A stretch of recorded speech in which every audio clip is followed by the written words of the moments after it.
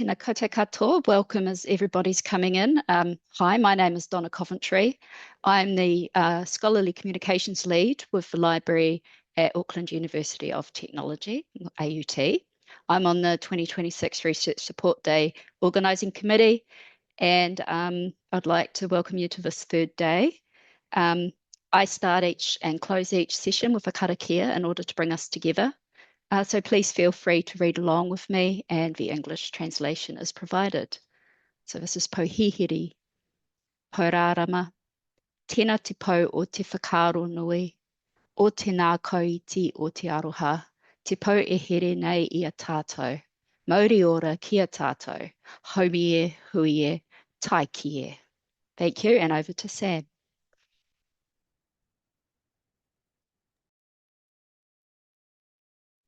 Hi everyone, and welcome to day 3, our final day of Research Support Community Day for 2026. My name's Sam, and I'll kick us off with an acknowledgement of country. I acknowledge and pay my respects to the traditional custodians and knowledge holders of the country I am on here at the University of Wollongong.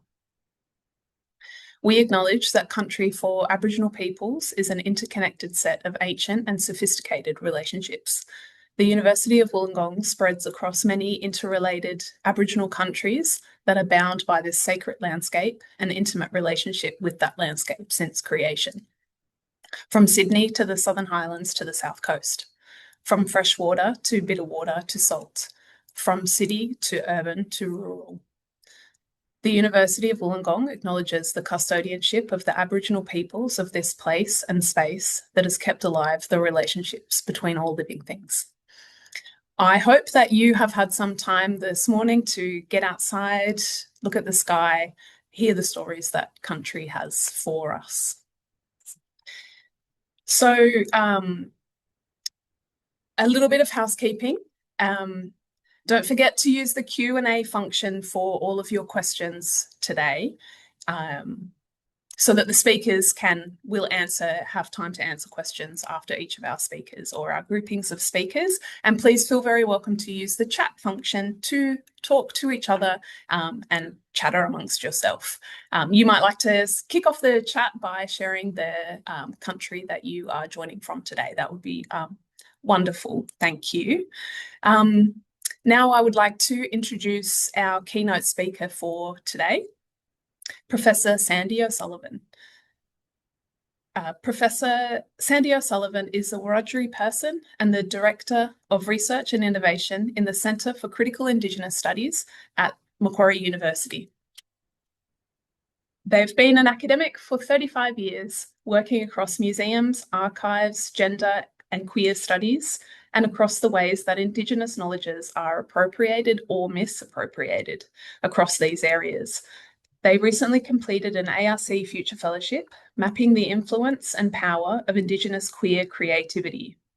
And this follows on from a major ARC project on the capacity of 470 museums to reflect and engage Indigenous peoples. They have a particular interest in citational justice and in archival practices across the GLAM sector. Over to you, Sandy. Thank you. Thank you so much. I always feel like these introductions are usually too long and they've got too much information in them, but I think for this citational justice stuff, it's really important to have context. So it hopefully provides that. I'm here on Gadiara at the moment. I'm very lucky to be here recovering from major surgery that I've just had, which is my excuse for looking down to here each time to be reading anything that I need to read off. I do have a real interest in citational justice. I'm really concerned about what citational justice means now and what it'll mean into the future. So you'll forgive me for some of this being a little bit conversational, but also highly specific as we move through it, rather than the sort of generic idea of what constitutes ICEP, so Indigenous Cultural and Intellectual Property, Indigenous Data Sovereignty, and citational justice. They're very broad terms, and there are people who write really brilliantly across those broad terms, and I think it's really important to spend time with those those scholars that are doing this work. And I've put up on slides that I'm about to show you a few examples of some people who are doing work across this space. Do think it's important. I might actually just share that screen now to start my PowerPoint. Oop. Let's go play from start. Continue to share, sure. Everybody see that okay? A nod will do. Yeah, perfect, thanks. So look, whatever country we're on, and you know, there are so many countries in this continent, there is a different set of responsibilities. And I think I frequently, so I work at Global Indigenous Futures Research Centre as well, I frequently come back to something that comes from my own community, which is an idea that this isn't a very good translation of it. Translations don't work, we know this. But Yinamara Wanangana is this idea of making the world better, not just kind of being good in the world, but also making it better in being in it. And so part of it is this tends to be the approach that I have with research that I'm doing, but also particularly in relation to citational justice, which has really transformed for us. So I've been an academic for 35 years. I've just turned 60 not long ago.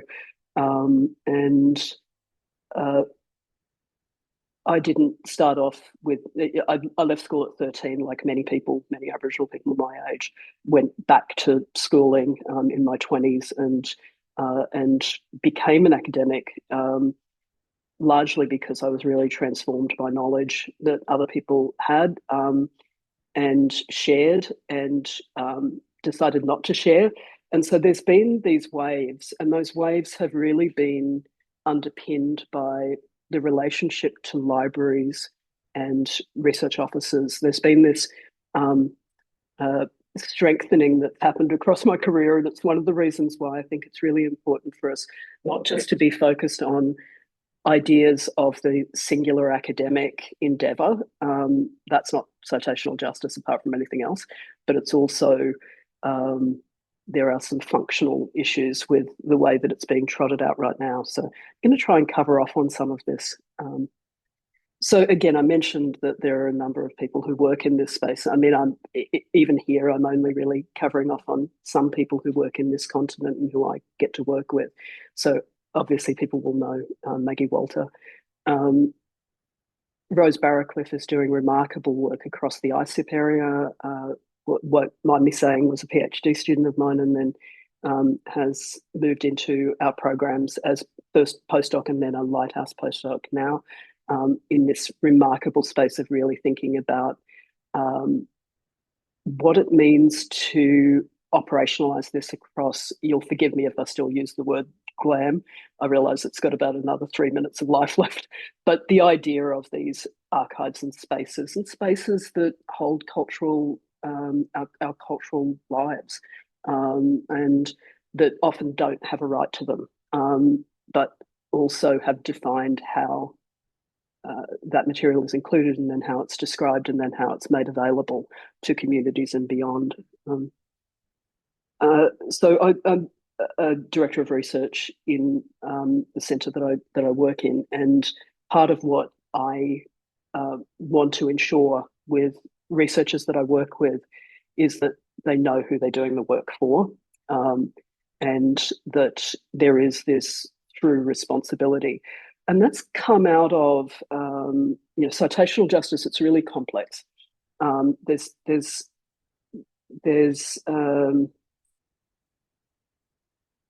my interest in particular, and the reason that I'm talking about provocations here, is as a practitioner across these spaces, as a practitioner, as a researcher, and it's changed and transformed. What's possible to do in the academy has changed, largely because we've insisted on it. And I wanted to mention some of these individual insistences, because I think individual explanations are just better than saying it broadly. I mean, citational justice is a very broad term.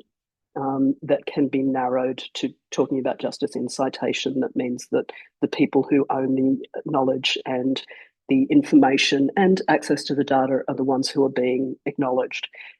But it goes way beyond that. And there are ways that that's been mismanaged or misappropriated that I think are just really important for us to consider, because they continue to be the pitfalls of this. I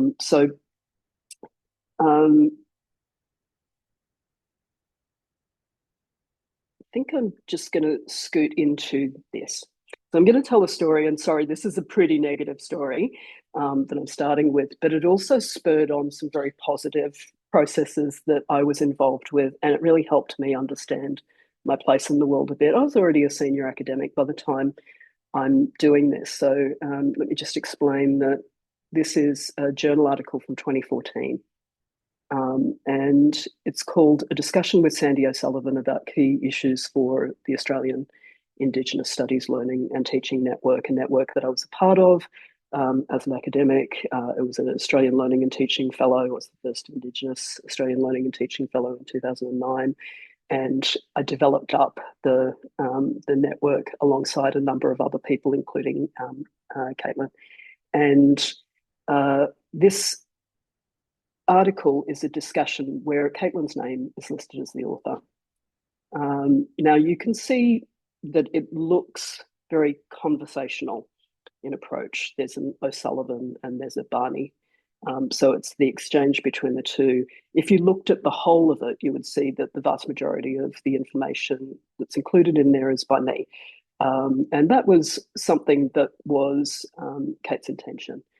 This was about saying I have a particular broad knowledge over a period of time. There weren't that many of us in the academy doing the work at the time. I know it seems like it's bizarre to say that, it's only 12 years ago, but really there were so fewer of us then that had been doing this for some time. And we had a big responsibility to be thinking about, what does it mean to be in Indigenous studies? What is Indigenous studies? Is it the study of everything?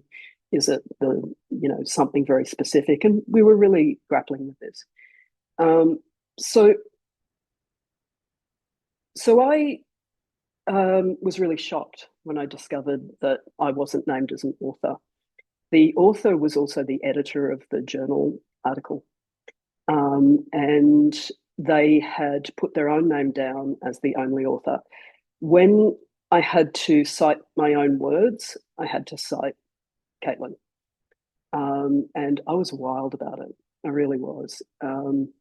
So I wrote a chapter about it. I mean, I talked to Caitlin about it too. It wasn't quite that passive aggressive, but it was, I was pretty wild. And I started to realize that and this is what I wrote across this, that there were actually many. I think at the time there was something like 25 edited volumes on Indigenous people with no Indigenous scholars in them.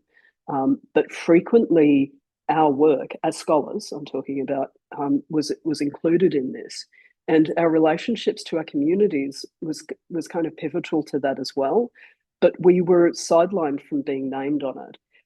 This is something that is almost unfathomable even to me right now, but also to all of us, I think, because it's so, I mean, it still happens, of course, but it's also anathema, So part of what I wrote in this response was I was asked to contribute to a journal,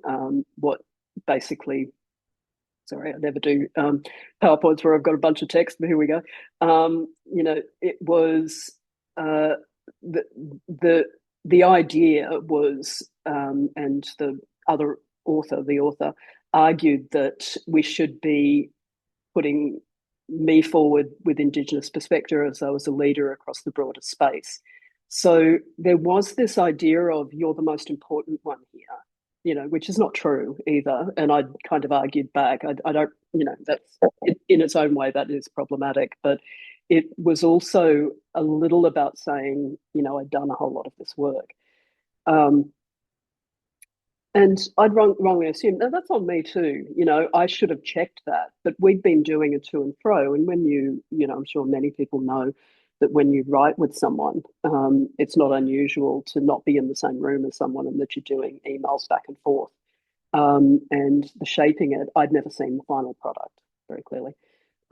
So where that led to was me being shitty and then publishing something and then holding it, I guess, through to 2020.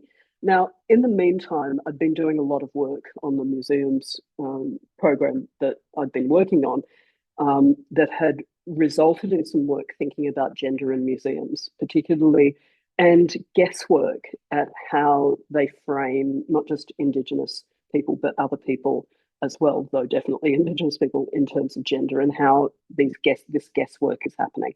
I'm not going to cover off too much on that. I've written about it. It's kind of interesting. It challenges a whole lot of ideas of how truth works within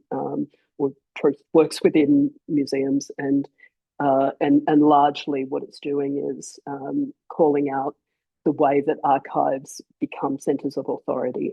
So that's its function. In 2020, Robin DiAngelo's book White Fragility topped the New York Times bestseller list for quite some time. It was the authority on racism, unbelievably. And again, this is 6 years ago, but I actually think many of us here in this virtual room are surprised by that now. It cited almost no Black authors. It took the work of many Black authors, particularly from the US, into its kind of public-facing consideration. This is a trade publication. This works in a very particular way. Anyway, we end up with a whole lot of people, as the Black Lives Matter movement is gaining new ground for all the reasons that we know in 2020. Robin DiAngelo's work is the premier work. In fact, there then become these two white writers, who become the authority on understanding Black people. So it was frustrating for a few reasons for me, and these are some tweets at the time.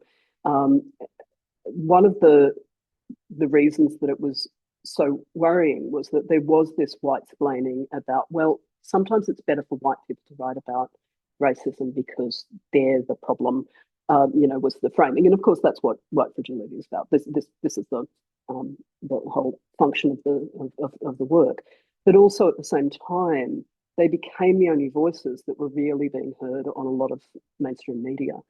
And so as a response to that, I thought it was really important to say, look, there's many of us actually writing about this here in this continent.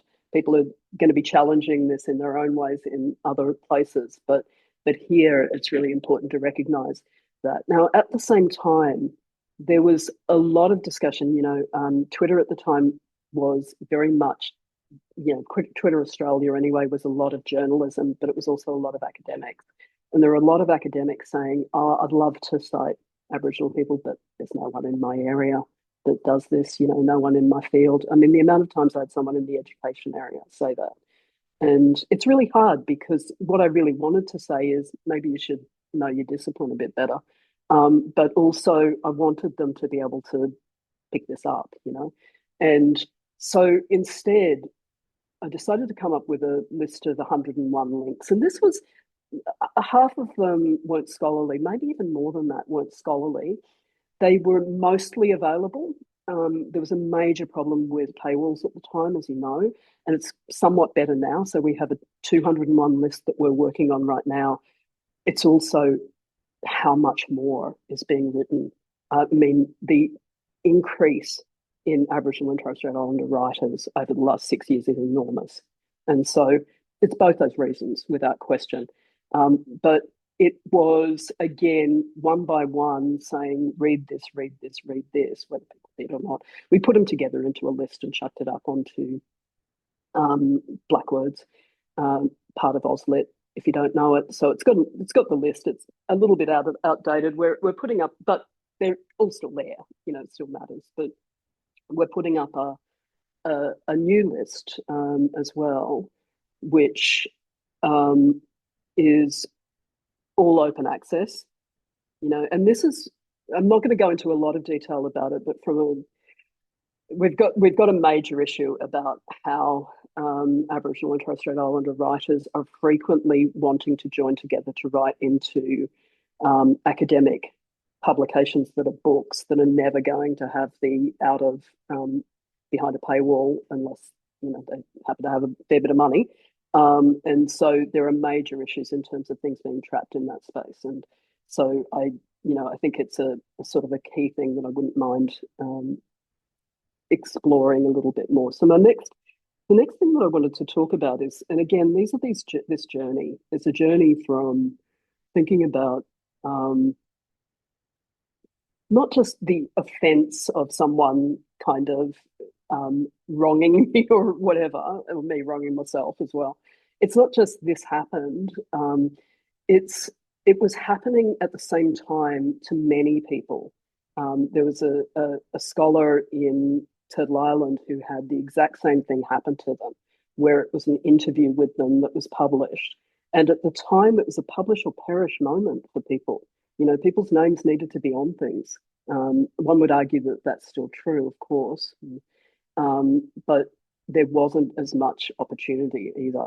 And so the opportunity for being in mainstream was, we were fighting to try and get the language that we needed to be using into these spaces. So when people think about citational justice and they think about Indigenous data sovereignty, and they think about them together, I don't mean Indigenous data sovereignty is a big area, but when they're thinking about that, they're frequently thinking about community members being cited within spaces. What we were starting to see was white scholars, quite bluntly, citing themselves and bringing along a group of people and starting to either name them or name them as a community. In a lot of ways, it was as problematic. And I can go into details on that if anybody wants me to, but I'd worked for many years in areas you can look it up so you can see what I'm trying to obfuscate a little bit here. I ran language centres. I ran centres where there was this sort of resistance to seeing Aboriginal people as an object and us as academics, whoever, as the kind of real authority. So there was this distancing that was happening, and we know it still happens. It happens all the time. But there is a discussion about it that was simply not possible a couple of decades ago. And it was through insistences on this and ideas that not only did we not want to be giving up our space in that way as Aboriginal people, but also handing over the idea of the shaping. So when it's still a white author and a lot of people mentioned, the argument becomes, what authority do they have to withdraw from that publication, to withdraw from a project, etc.? And while it's written into ethics processes, is it really happening? Becomes something that you're either willing to revisit as a researcher or you're not. And there are still these many instances where this is a problem. So I'm just going to load up the Queer's website. I think I'm going to stop sharing this and just go into, sorry, this is me. Trying to get this working. Okay, yeah, I think that works for you, doesn't it? So can everyone see that? All right. Just a nod or something would be good. Yes, we can. Yes, thank you. Good. Okay. So fast forward to two things happening.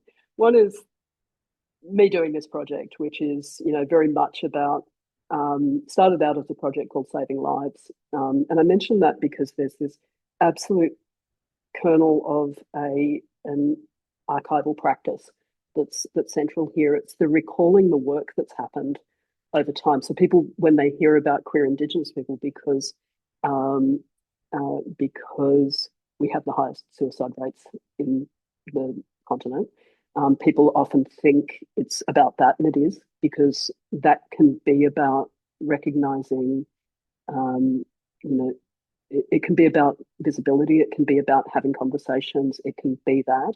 It's not only that, but it can be that. But it's also about recalling the work that's already happened. One of the most frustrating things for Indigenous academics in this citational justice space is the same as for Indigenous academics more broadly, is the same for Indigenous people.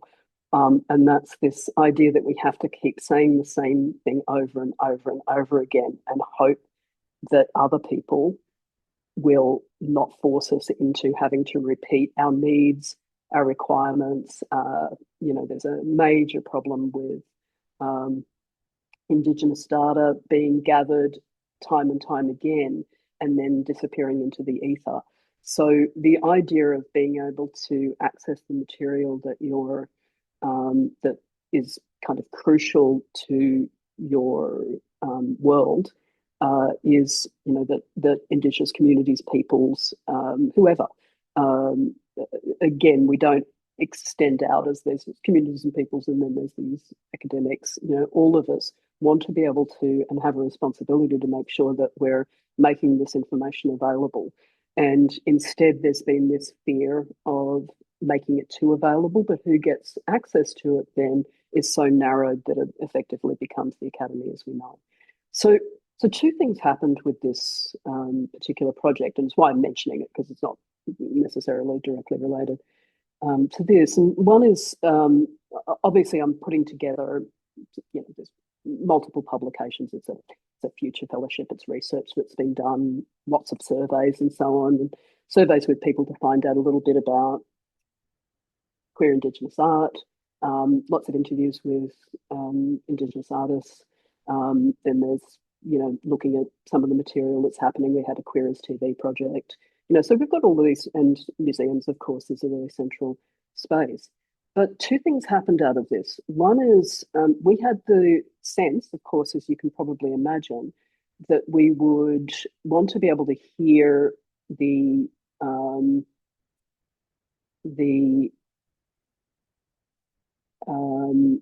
words of artists, that the words of artists would matter. So we knew that we would have a podcast. We have a podcast. It's 4 episodes out now, and we'll have more out across the year that we've already recorded.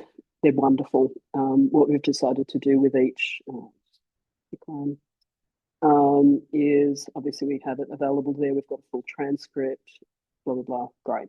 So again, not necessarily taking words out of context, but this became really important because when we had the sense that we were going to be putting up Indigenous art.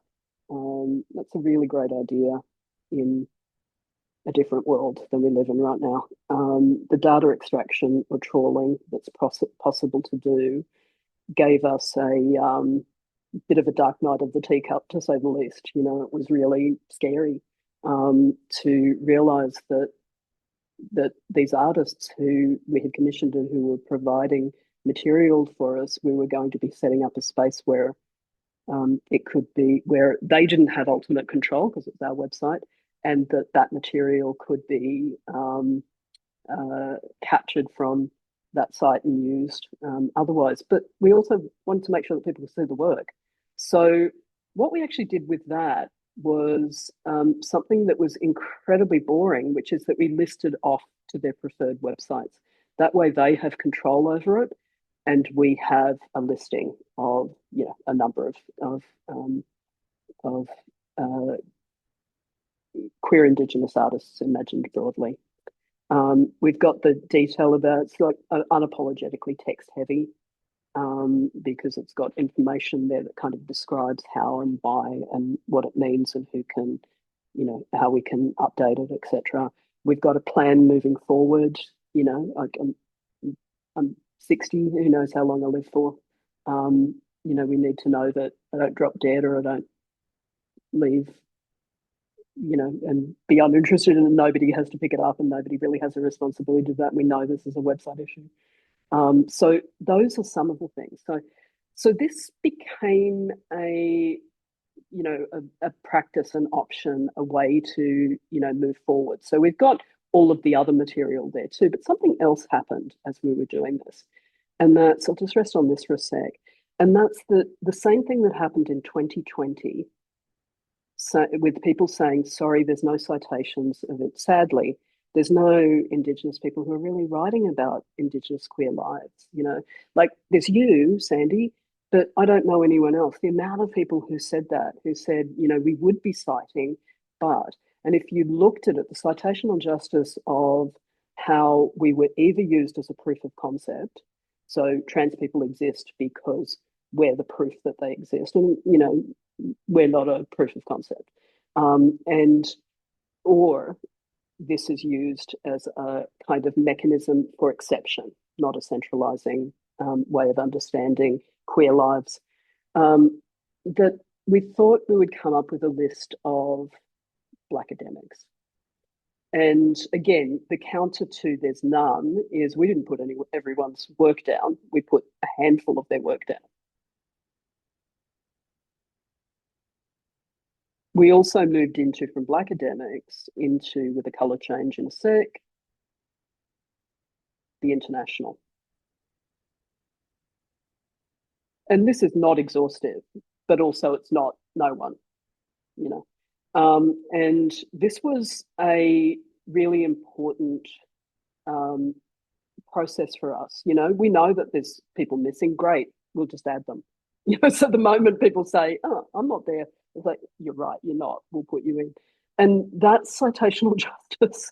You know, it's saying, let's have these places where people can locate, but also let's recognize that this is other people behaving badly.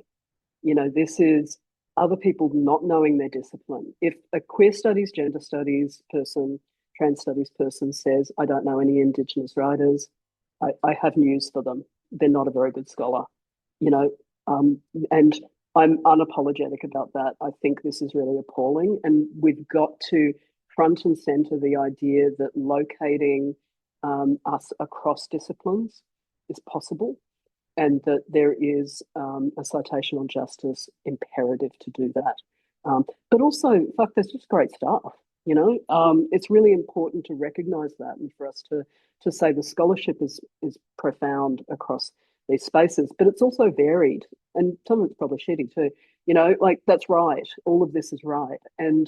But increasingly they want reductive. The amount of times that scholarly work is not cited, but a news article is cited to understand queer Indigenous people by someone who is doing first-person story. This is what I think about my life as a trans person. Oh, that's all Indigenous trans people then. Oh yeah, everyone likes to use this term.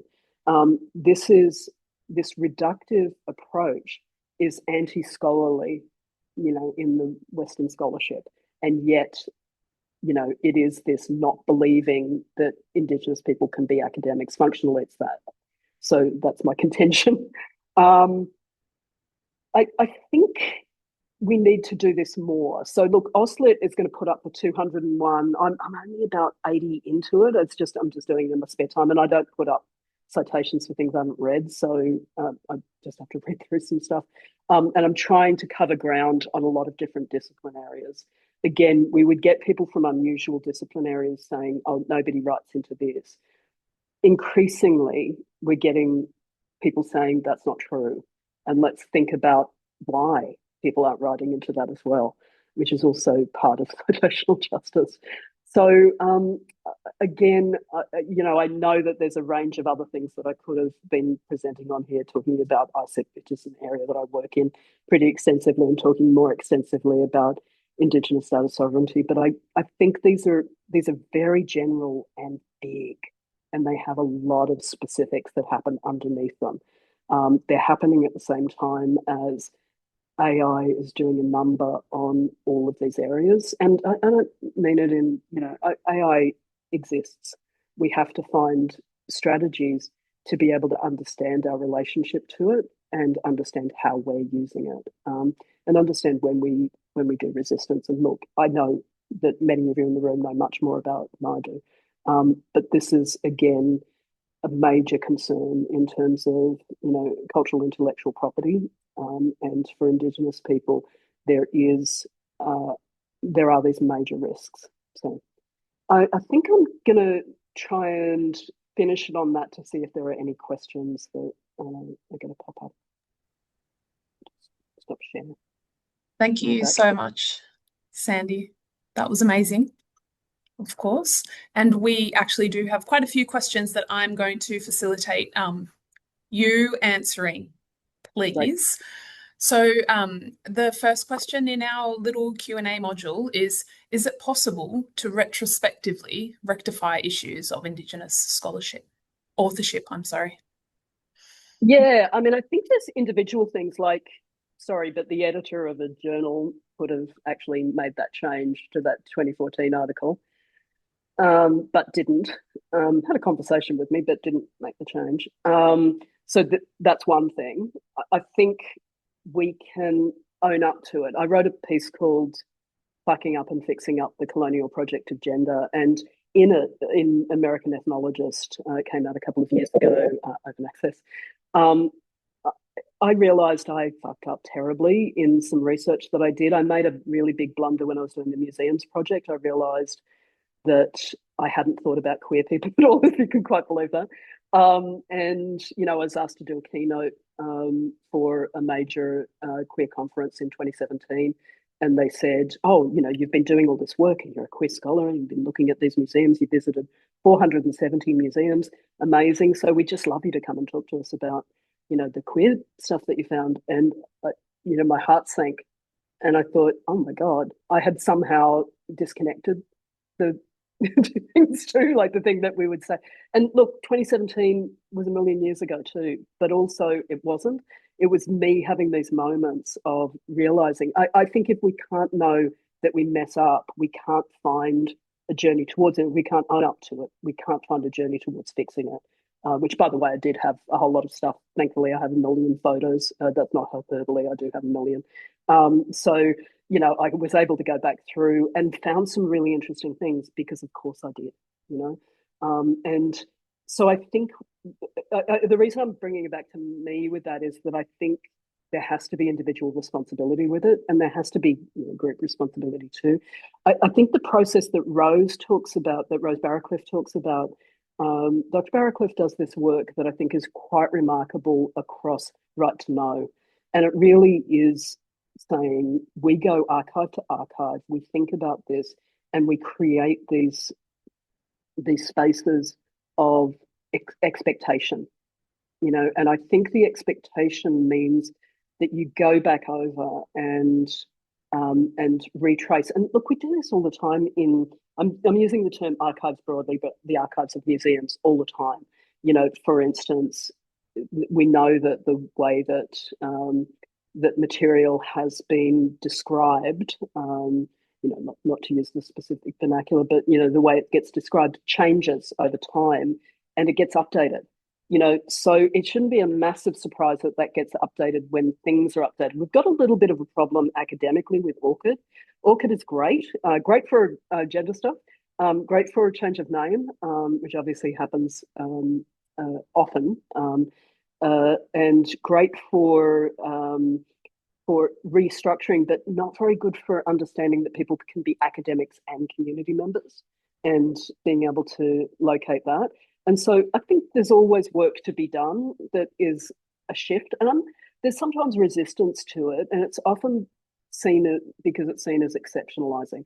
But actually what it's doing is being inclusive. You know what I mean? Yeah. So I do. I mean, I think we've just got to have conversations about it. I don't think there's any loss in making a mistake and owning up to it and just trying to move forward beyond that to making sure that you're not incorporating it as a practice. And our practices have changed so radically even in the last 10 years. Things like positioning statements.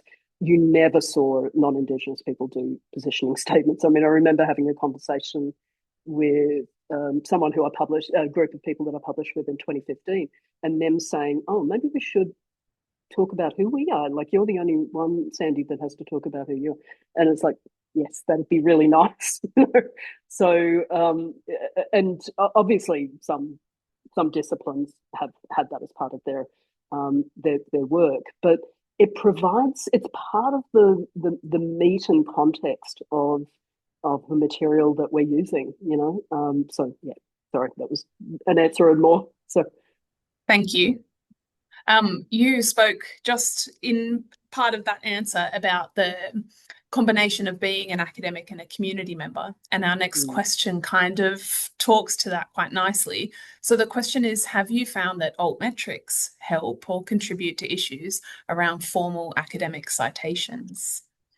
Yeah, both.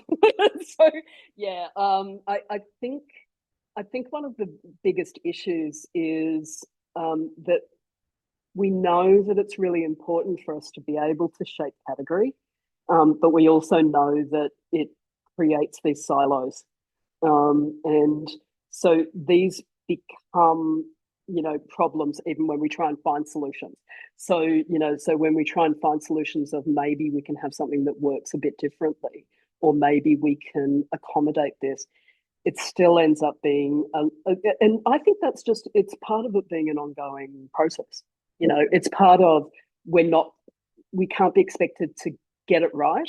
We have to be expected to keep getting it right, So I think it's about being on top of it, and I guess that becomes a problem when something is I'm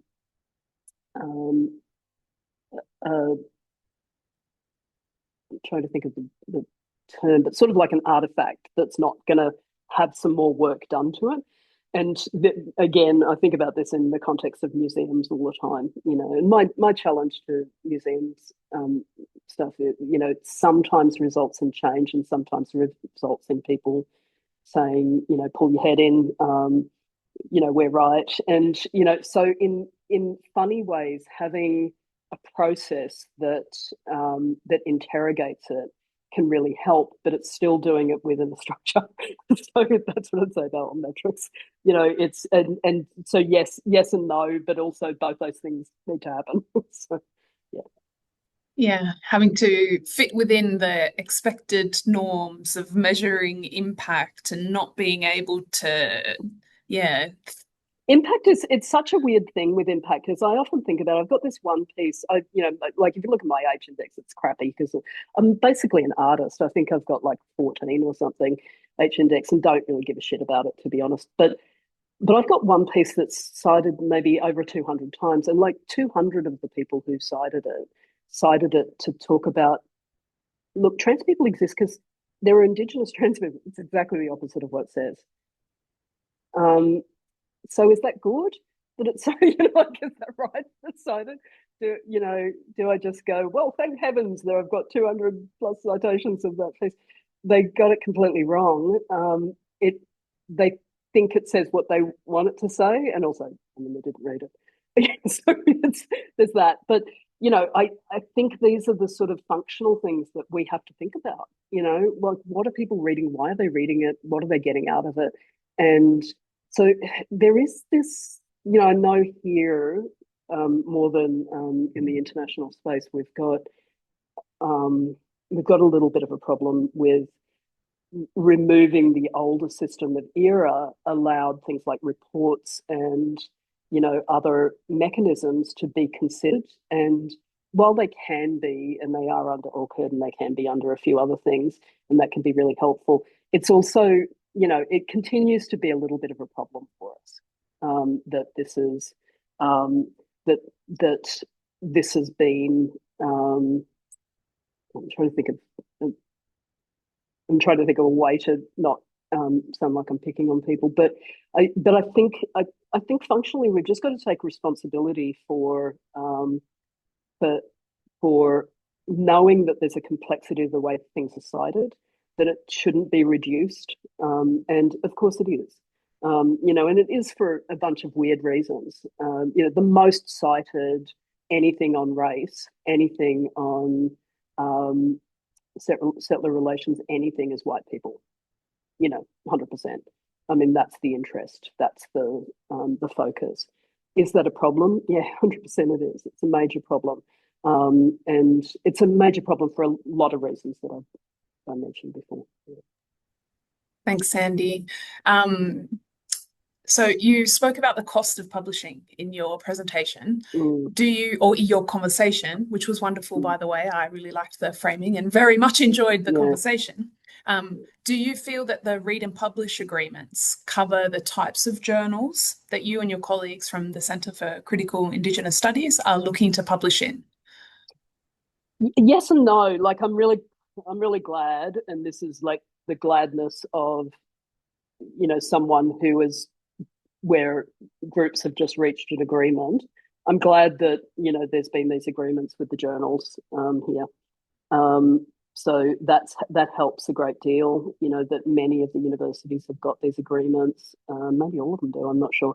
But, you know, but it does mean that a lot of things that were behind paywalls a couple of years ago aren't now.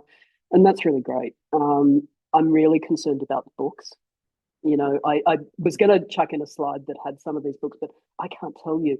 There is this remarkable thing that's happened, and it's because of how Indigenous studies or critical Indigenous studies has been constructed. It is the study of everything. It is the, you know, it covers a lot of discipline areas, and as a result, you'll get people from multiple discipline areas publishing together in an unusual way, and in a way that, sure, you might see it in, I don't know, alternative, or you might see it in Indigenous issues, you might see it in our journal, Global Indigenous Futures, but largely, you know, where they're coming together is in these chapter forms into a book that costs $300 that community members can't buy, or community of practice. I work with museums, can't buy, can't access.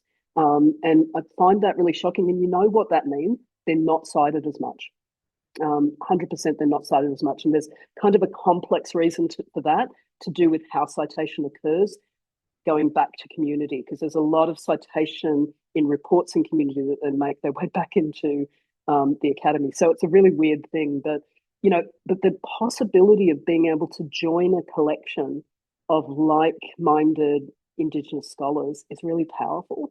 And the fact that not only will that not be possible under the ARC agreement from the 1st of July, you know, it also isn't, you know, isn't good in terms of those access issues. And I know I've got a piece with Dr. Maddie Day that we wrote that did some really good work on unpacking gender in museums, which way gender. It doesn't get cited as much, and it's because it's in, you know, a book that, you know, and I mean, my absolute mistake, but also I wanted to be in that edited volume. So I think we we punch our way through into the academy substantially later than our non-Indigenous counterparts, and we don't have that huge volume. But again, I mean, the last 5 years, if it hasn't tripled, there's no way of knowing the metrics on this. If it hasn't tripled, I'd be amazed with the volume of work, and that's wonderful. Yeah. Thanks, Sandy. Libraries often support citation and research visibility, but much of the problem you've described begins much earlier, at the point of authorship and attribution. Is there a useful role, in your opinion, for libraries in reshaping those practices, or is that really should occur somewhere else in the research ecosystem? I think it just does occur somewhere else. At the moment, it shouldn't. No, I mean, there's nowhere that knows more about citational practices in terms of the structures and agreements than libraries. But also, you know, libraries should be the kind of font of this. And so oftentimes they're fixing up a problem that an academic has made. I mean, the amount of times that that's happened with me, I know it's happened with others as well. And they're trying to then make sense of something that they weren't in a conversation for, which is exactly what you said. Sorry, I just explained you there. But yeah, that absolutely, it's devastating because academics largely aren't the experts in this. You know, if Indigenous academics have developed expertise around this, it's been because of these events that have happened. But we need to be working with the people who really are experts in this. I wish universities understood the role of, well, yeah, I spent my life wishing universities understood the role of libraries, but, you know, and the people who are really thinking about data and really thinking about what it means and thinking about the shape of it. It's why this is such an important set of days.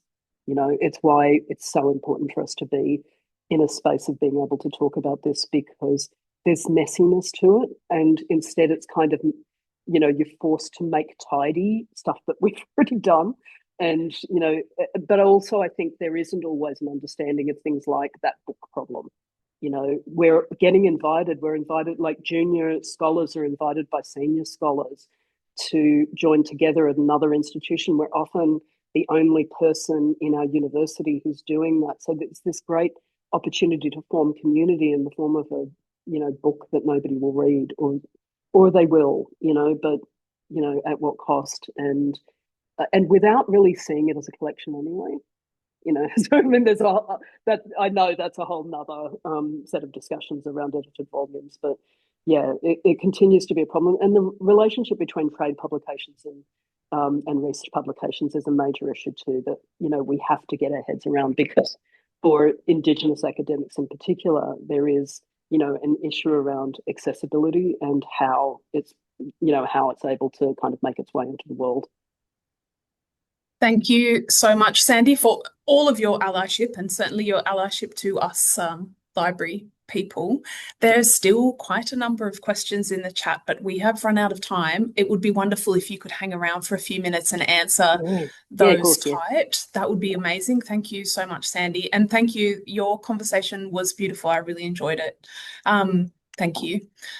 I would now like to introduce Elizabeth Sturrock and Steph Cook from Massey University. Over to you both. Ilda, I'll just share my screen.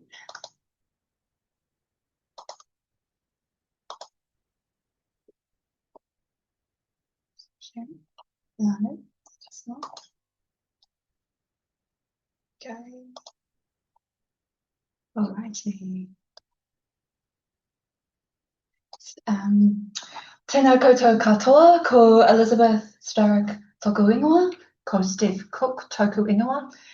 We're both subject librarians for the College of Health at Te Kunga ki Purehuroa, Massey University, and we're both based on the Aotearoa campus in Tamaki Makaurau, Auckland.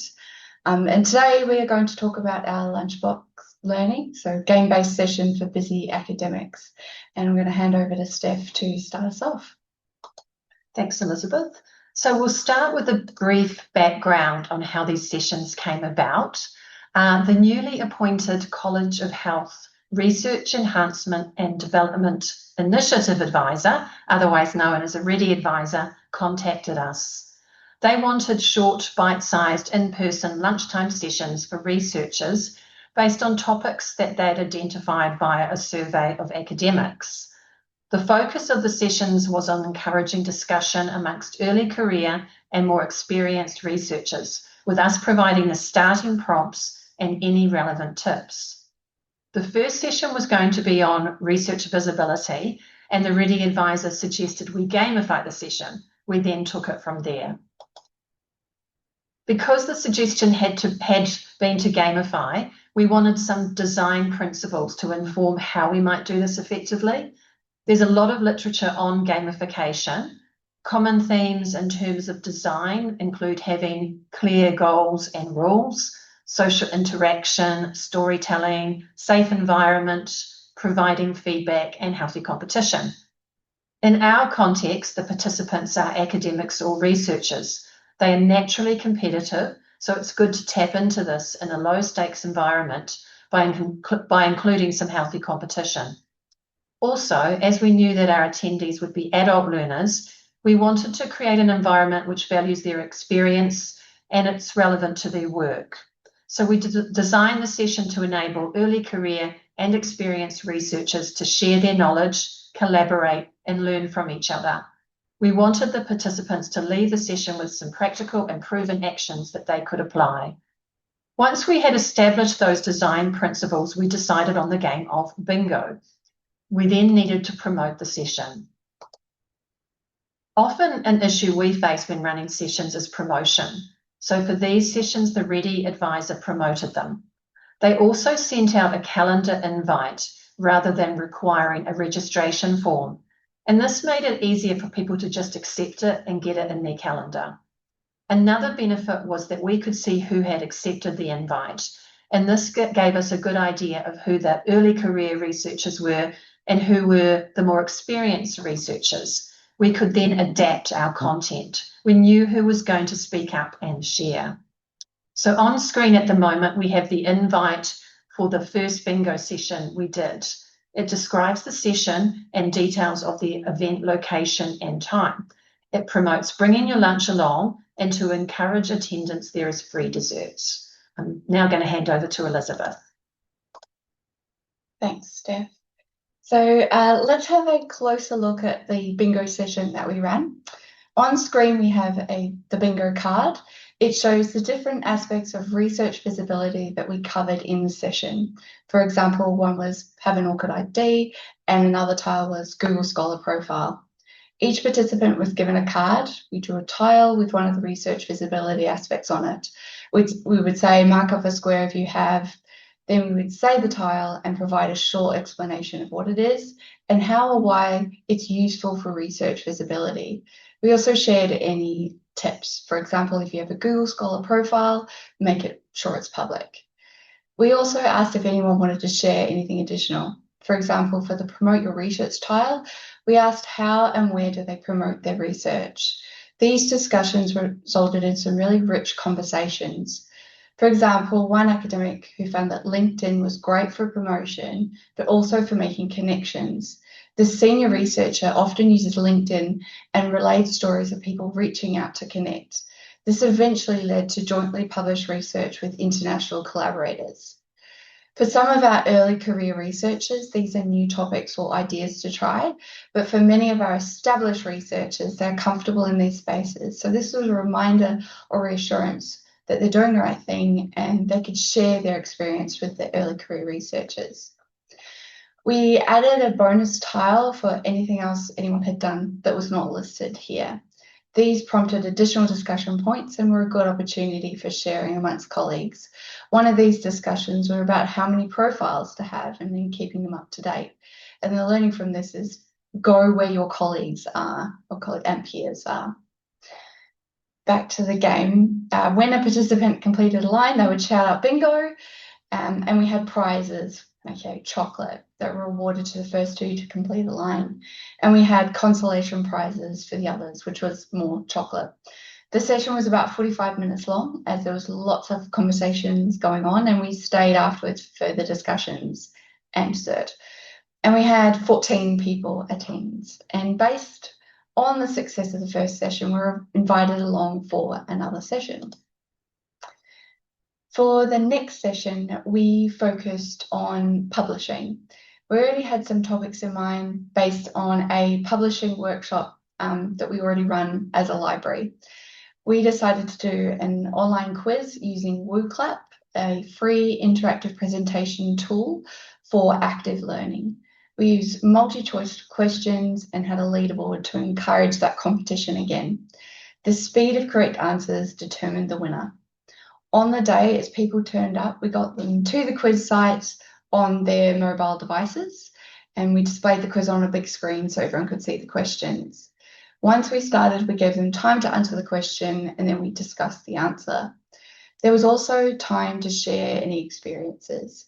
And one of the experiences shared was across most participants at this session had received unsolicited emails to publish, where they were given many honorific titles such as Professor, Dr. Sir, Mrs. Esteemed Colleague, often all of these titles at once.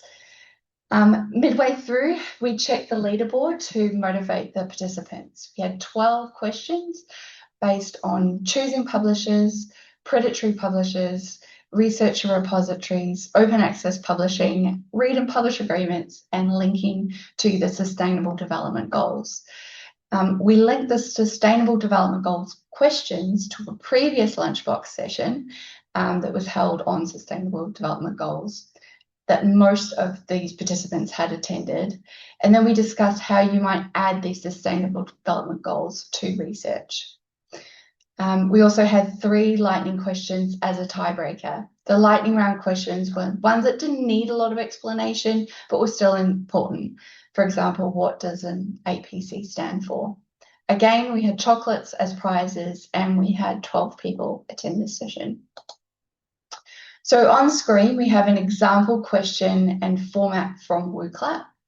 Our question here is, which tool helps match your manuscript to a suitable journal?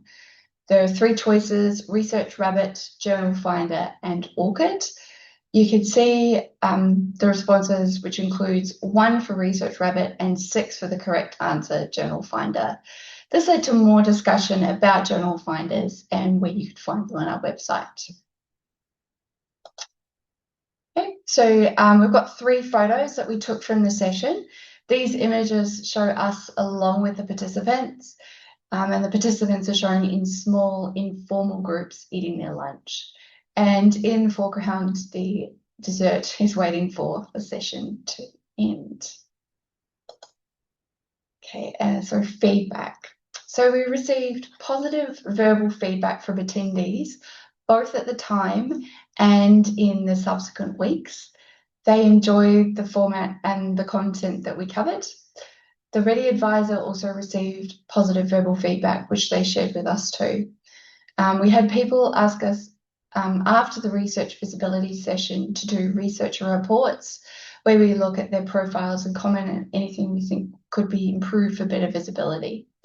Since these 2 sessions, we've also done another Lunchbox session this year, focusing on predatory publishing red flags. We went back to the bingo format for this session, and we had another good turnout, and we had some really interesting conversations with those researchers. Also, one of our colleagues on a different campus has run a similar session with bingo on research availability again. It was also very successful, and that is leading to further work with those academics on this other campus, which is in Manawatu, Palmerston North. And now I will hand back to Steph to wrap us up. Thank you. So overall, we found that gamifying these sessions worked well. The games encouraged interaction and engagement, and the participants seemed to be motivated by the healthy competition. The bite-sized format meant participants weren't overwhelmed with too much information, and the format also fitted the context of those Lunchbox series. We did find that paper bingo worked better than the online quiz, which is why we've done it twice since then. The online quiz was okay. It was just trickier to run on the day, as participants needed the event code and a phone to join the quiz, and not everyone had their phones with them. It was also harder for people to join in if they were late.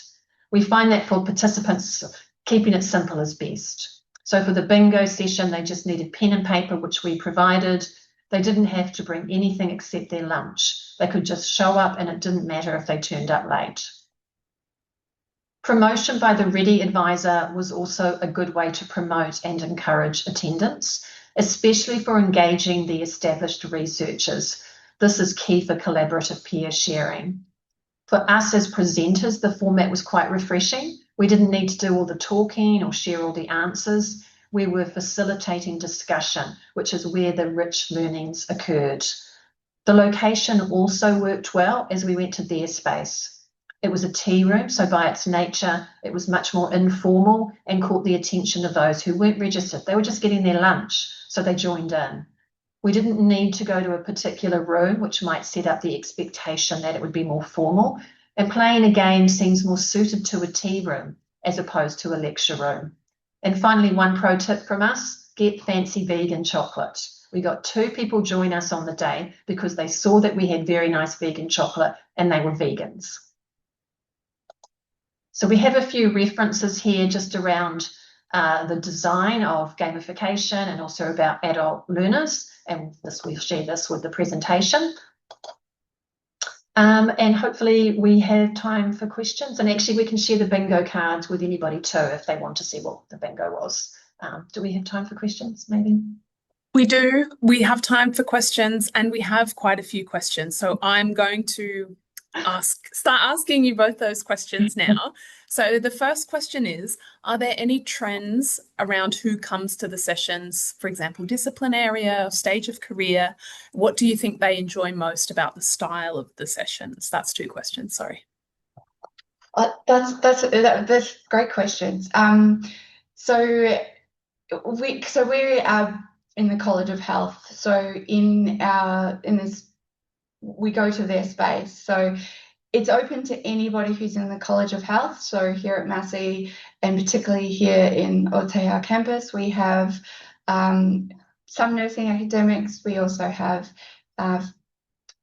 nutrition, and we have sport and exercise. We have physiology, have occupational health and safety. So we got a mix, I think, really across all of those disciplines. And we do have quite a few people who they love to come along to a lot of things. So they did come along, but the fancy vegan chocolate did pull in somebody who doesn't normally attend things. So that's why we mentioned it as well, because they said, I wasn't going to attend, and then I saw your chocolate, so I thought I'd give it a go. And they actually won as well, so it worked quite well for us. And actually, they've come to see us several times since then. So for us, it was sort of an opportunity to kind of build upon, we'll create more relationships as well. So I guess that's sort of the fun element. It interests some people because they are competitive too. And we, especially with the sport and exercise people, there's a competitive element as well. So the competition is. I was just going to say, we had sort of a funny sort of post bingo kind of incident where someone who'd come along to the bingo had actually got a line, had been a bit shy to come and say anything, but came to us the next day and said, can I please have a chocolate? So I think there's something about the element of fun. Maybe for academics, everything is so serious a lot of the time, and research visibility and a lot of stuff around research is quite heavy and dry. So maybe just mixing it up with a little bit of fun and lightheartedness. Actually, the format works really well, and I think people like that bit of relief. That's timed really nicely with the next question, which is actually, do you worry that gamification will deter researchers from attending? And I think you're saying no. No, surprisingly not. And actually, even our colleague who did the similar session on a different location, did the bingo session, she used white sort of sticky things to stick on if they got a tile. And she said they really got into it. So there's something maybe about just lightening our days up with something that maybe appeals to people. And we did get senior researchers coming along and joining in. So it wasn't just the newbies. It was, really. Yeah, and quite a few of those senior researchers, they like, sometimes I think, well, they've encouraged their PhDs to come along, but then also, they sort of don't, some of them don't like missing out on things either. So they like to know what's happening. But I guess in the same breath is that some people, you may not, you don't get them whatever way you cut it, whether it's a serious conversation or whether it's a game. It's hard to get them in front of you sometimes, or get in front of them. But yeah. You'll have to get bingo dabbers for future sessions.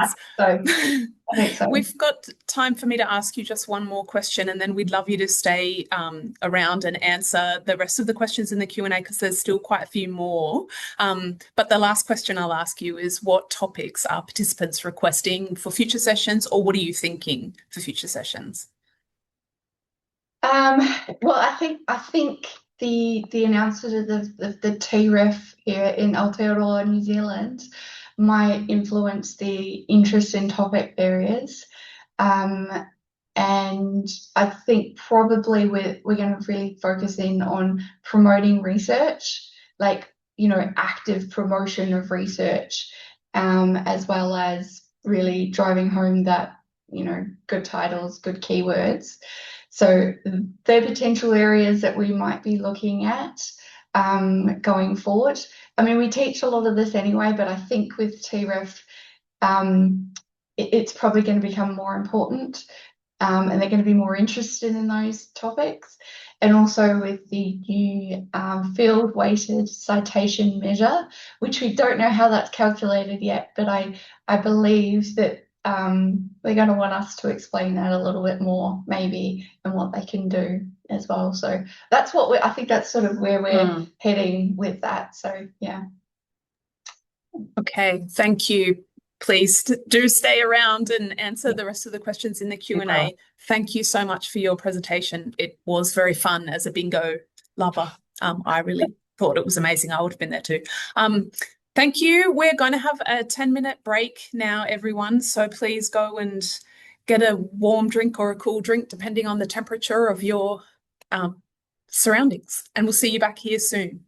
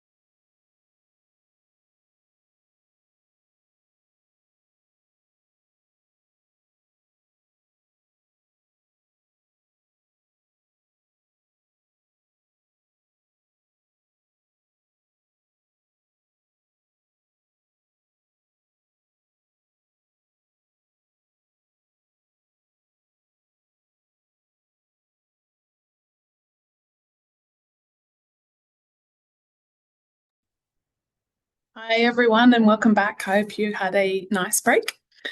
I will now introduce our next speaker, Aubrey Kirkpatrick from University of Wellington. Welcome, Aubrey, and over to you. Thank you. Thank you. I'm just going to get my slides up.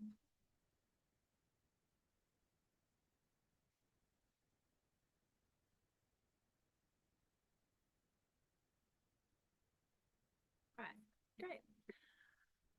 Kia ora tātou, ko Aubrey Kirkpatrick, toko ingoa, e mahi ana o ki te pā takakōrero o te Teherenga Waka, Victoria University of Wellington, no rewa, tēnā koutou, tēnā koutou, tēnā koutou katoa. Thank you very much for having me today. I also forgot to mention I'm the Research Services Librarian here at Teherenga Waka, Victoria University of Wellington, and I dabble in the dark arts of bibliometric data. I'm not going to talk about the merits of it today. I'm just going to deep dive into citation data. So I'll put away the ethics of citation counts for another time. We're going to get down and dirty with some Google Scholar and other citation data. The reason for the talk today, oftentimes these generalized comments come up when we're looking at citation data to capture impact or reach for an academic. And they just cannot let go of how big those numbers of Google Scholar citations can be. And they don't really understand, or they don't really give credence why they're bigger. And our more generalized statements of caution against using Google Scholar too heavily, of it being a black box, it's commercially owned, it doesn't make any money technically, so it could just disappear at any time. Messy metadata, and it picks up things that we don't typically count in other databases. And so whether or not we would want to include it in our analysis is one thing, but the enduring citation source battle wages on today. And I just decided to dig a little deeper into specific examples of the citation overview to give a better conversation with some academics on the issues. So the madness behind my method, shall we say, is admittedly a tiny little sample that I decided to look at. So it's 3 different sample papers that I chose to look at who was citing those works. I tried to give a good representation across some of the schools here at the university. But it's not about the content, and I'm not comparing these papers at all. It's looking at who's citing those works.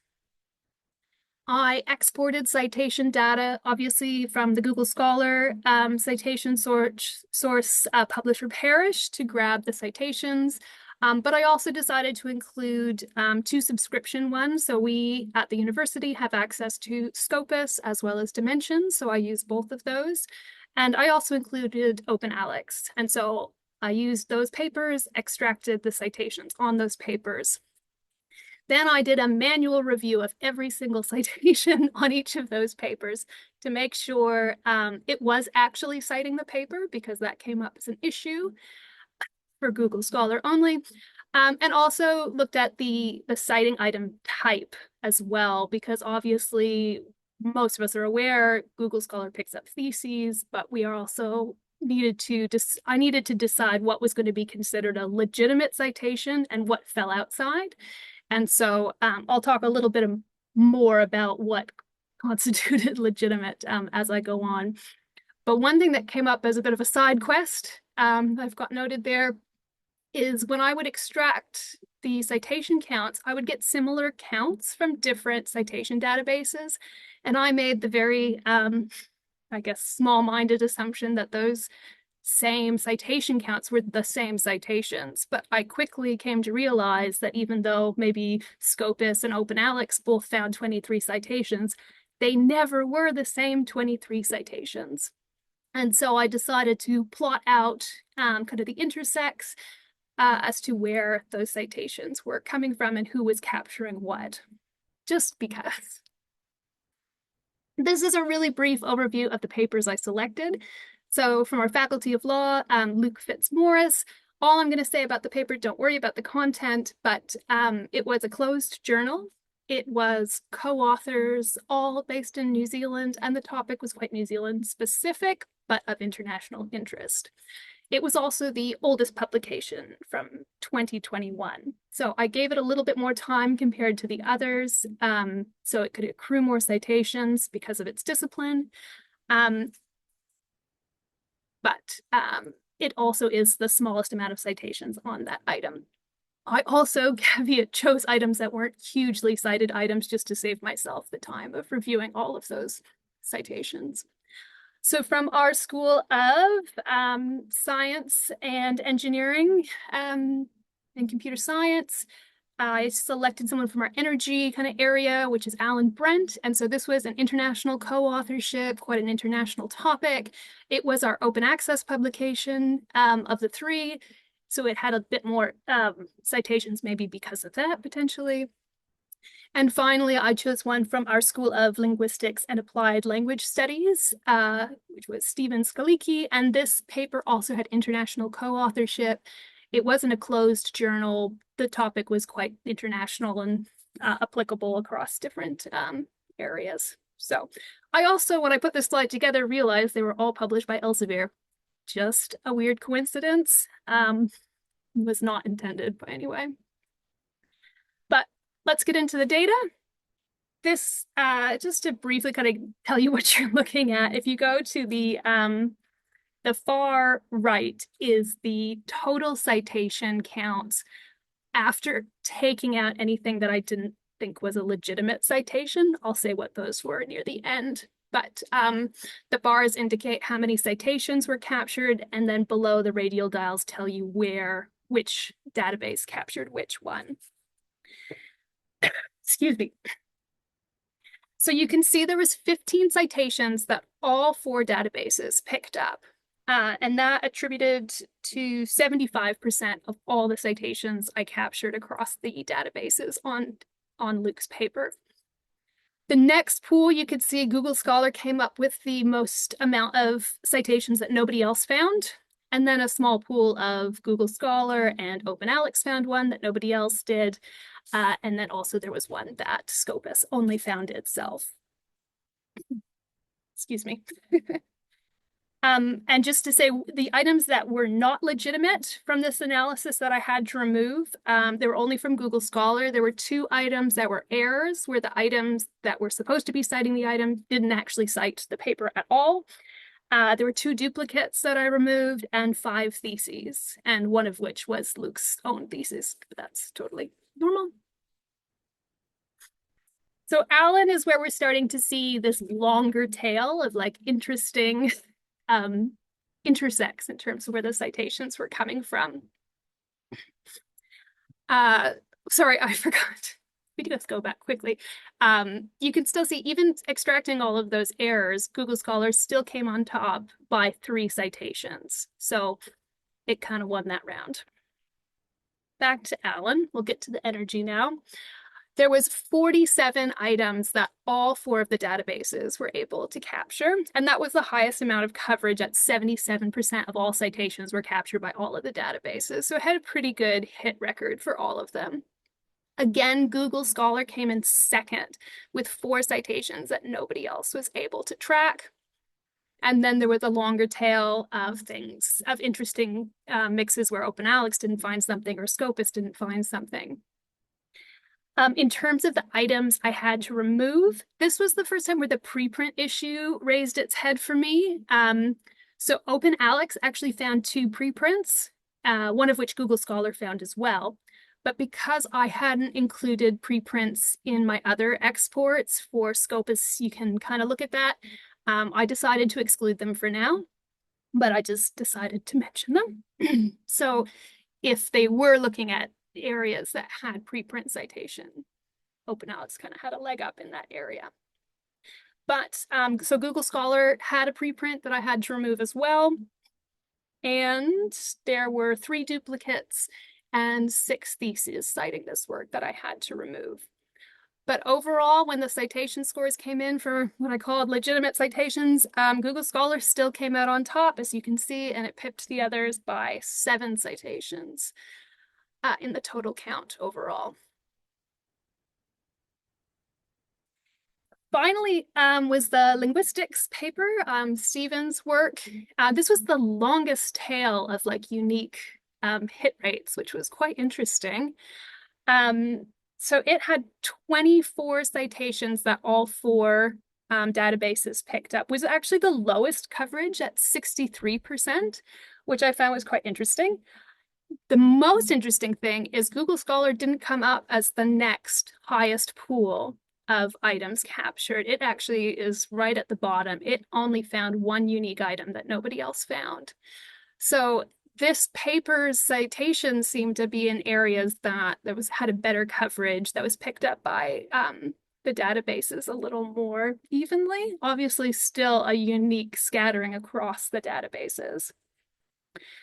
This might have to do with the discipline or the citing patterns. I didn't dig too far into it at this point, but at the end of the day, we come down to the fact that Google Scholar does come out by only 2 citations at least.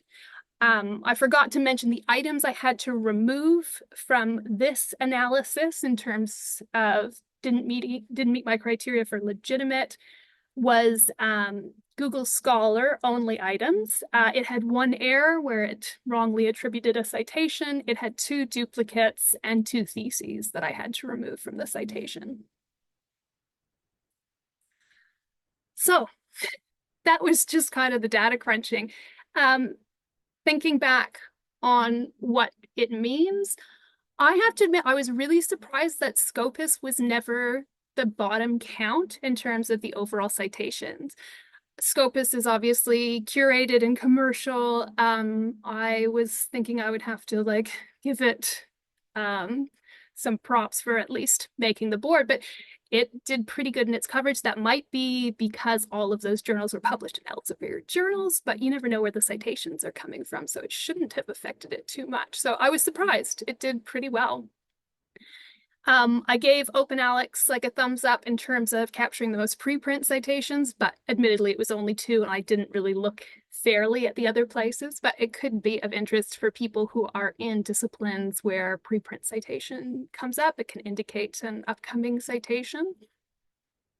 And just the overall amount of Google Scholar issues in terms of the content that would not be like considered a traditional citation. When I had to take things out, there was either 12, but like a little over 12 or 31% of content I had to remove from my analysis because it didn't meet my criteria. And most of that was because it was a thesis, duplicates, and errors. And those are quite hard to track because of the metadata allowed. It's really not easy to know if something is a thesis right away from the metadata you get from publish or perish. Duplicates, again, can be really tricky, especially if there's a name change or they grabbed it from ResearchGate and it looks slightly different from the like the version of record item. And errors, you manually have to go and scroll through the references to see. Some were dead giveaways because they were published way before the sample item was even published, but still, it was pretty tedious. But I did want to take a look at the items that Google Scholar found that nobody else did. So there was 8 items in total across the 3 samples. 2 of them were just unlikely to be indexed or picked up. One was a really small Indonesian book publisher. It was kind of hard for me to find the information for it. It did cite the work. Another was a ResearchGate PDF of a conference proceeding. So it only found the ResearchGate version and not the actual version on the website, which is hidden under lots of links and PDFs. So I wasn't really surprised with those 2. What I was interested in is the 6 journal articles that were not picked up at all by any of the others databases. And really surprisingly, one wasn't Scopus Index Journal. And the only reason it didn't get picked up was because my export date of the citation data happened before Scopus either ingested or scraped that journal for its most recent publication data. So when I went back to check, it does have that citation now, but it just went to show Google Scholar had that immediacy to make that connection. And it was a journal that doesn't have a DOI, so the other places weren't able to capture it. So that was really interesting to show kind of Google Scholar like really pipped Scopus in that way on one of Scopus's own index journals. They were all hosted on OJS platforms. This is saying nothing about that, but just of interest. They were all open access journals, which I was surprised, but maybe not. 2 of them were gold with APC, potentially predatory. We can let James Savage look at that later in his talk, maybe. The others were diamond journals. 4 of the 6 actually had DOIs on the items. 3 were via Crossref, and 1 was via DataCite, and 1 was an Aotearoa-based journal. What it really came down to for me is just kind of like getting up here and advocating a little bit about how important metadata is for these journals, especially open access journals, especially diamond journals, because there's such a push with getting that type of publishing promoted. So this is just a real quick screenshot of the Crossref participation reports that anyone can go and check if your DOIs are minted via Crossref.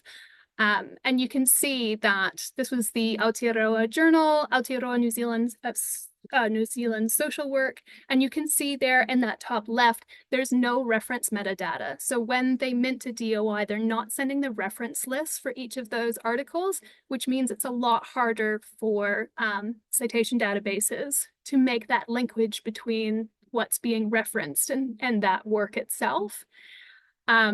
So it's more work and onus on the citation database, which doesn't mean it will never get captured, but it does just make it that extra bit harder, or it might be a bigger time lag for that citation to appear. But Google Scholar managed to get those citation counts, which the other ones didn't. So there's a bit of kudos on whatever secret sauce Google Scholar is doing to make those connections visible for these works, especially for open access journals. And then I would just preface this to say that not even like the bigger journals have their reference metadata in their DOIs. That's something a bit of a value add when you get indexed by Scopus or Web of Science, that they apply the linkages because that's part of their value add-on. They're getting money from having a really well-linked citation database, because then they sell those citation counts, obviously, to ranking systems and things like that. So it is a value add if you get indexed into Scopus or Web of Science, that they're likely to make those linkages and you can get that richer citation data. Not always, because sometimes they're not getting the affiliations correct, but there is that. So that's just my little promo to anyone who's involved with supporting journals or hosting journals, to maybe promote that within their community. But circling back to the talk at hand, did Google Scholar prevail? It did. It won out on every single case. I can't deny it had bigger numbers, but the time I needed to review everything, to take out duplicates, theses, preprints, and actual errors, which nobody else had, exacts a cost. And also some of those Google Scholar only items potentially were predatory, so the value of the citation's always questionable as well.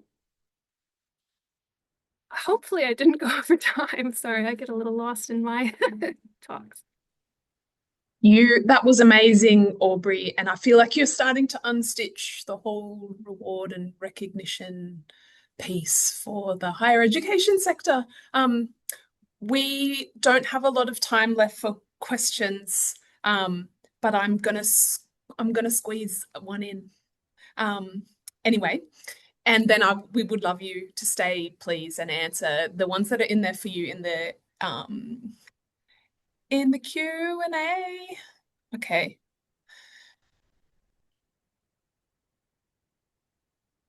So, did you see much duplication in counts due to citation errors, like errors in year or typos in page numbers, that kind of thing? The duplications were usually because they were uploaded to a repository or ResearchGate, and the name variant was slightly off. And so whatever, Google Scholar does try and group known similar items together. So there was something about it that was usually off, that it just didn't make that similarity check, and it's created its own entry. Okay, thank you very much, Aubrey, for your talk. It was fascinating. I have a lot of back channel chats from colleagues in the sector saying that that was amazing too. So thank you so much. Next up, I would like to introduce Scott McWhirter from the University of Technology, Sydney. Over to you, Scott, and thank you. Oh, thank you. Thanks, Aubrey, as well. It was really interesting. Let me just try and share the right screen. We'll see how I go.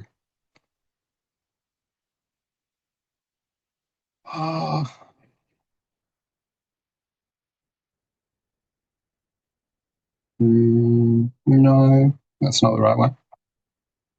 Just end.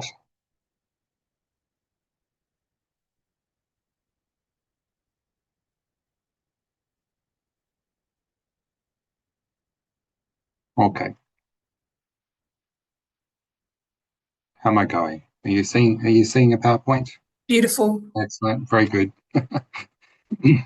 So yeah, I'm just here to talk to you about quite a simple project that we undertook, which was basically to improve the representation of research reports at UTS. And I'm presenting on behalf of Kevin, who couldn't make it today.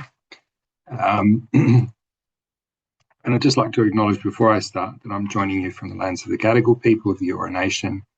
I'd like to acknowledge them as the traditional owners and acknowledge the elders past, present, and those that are emerging.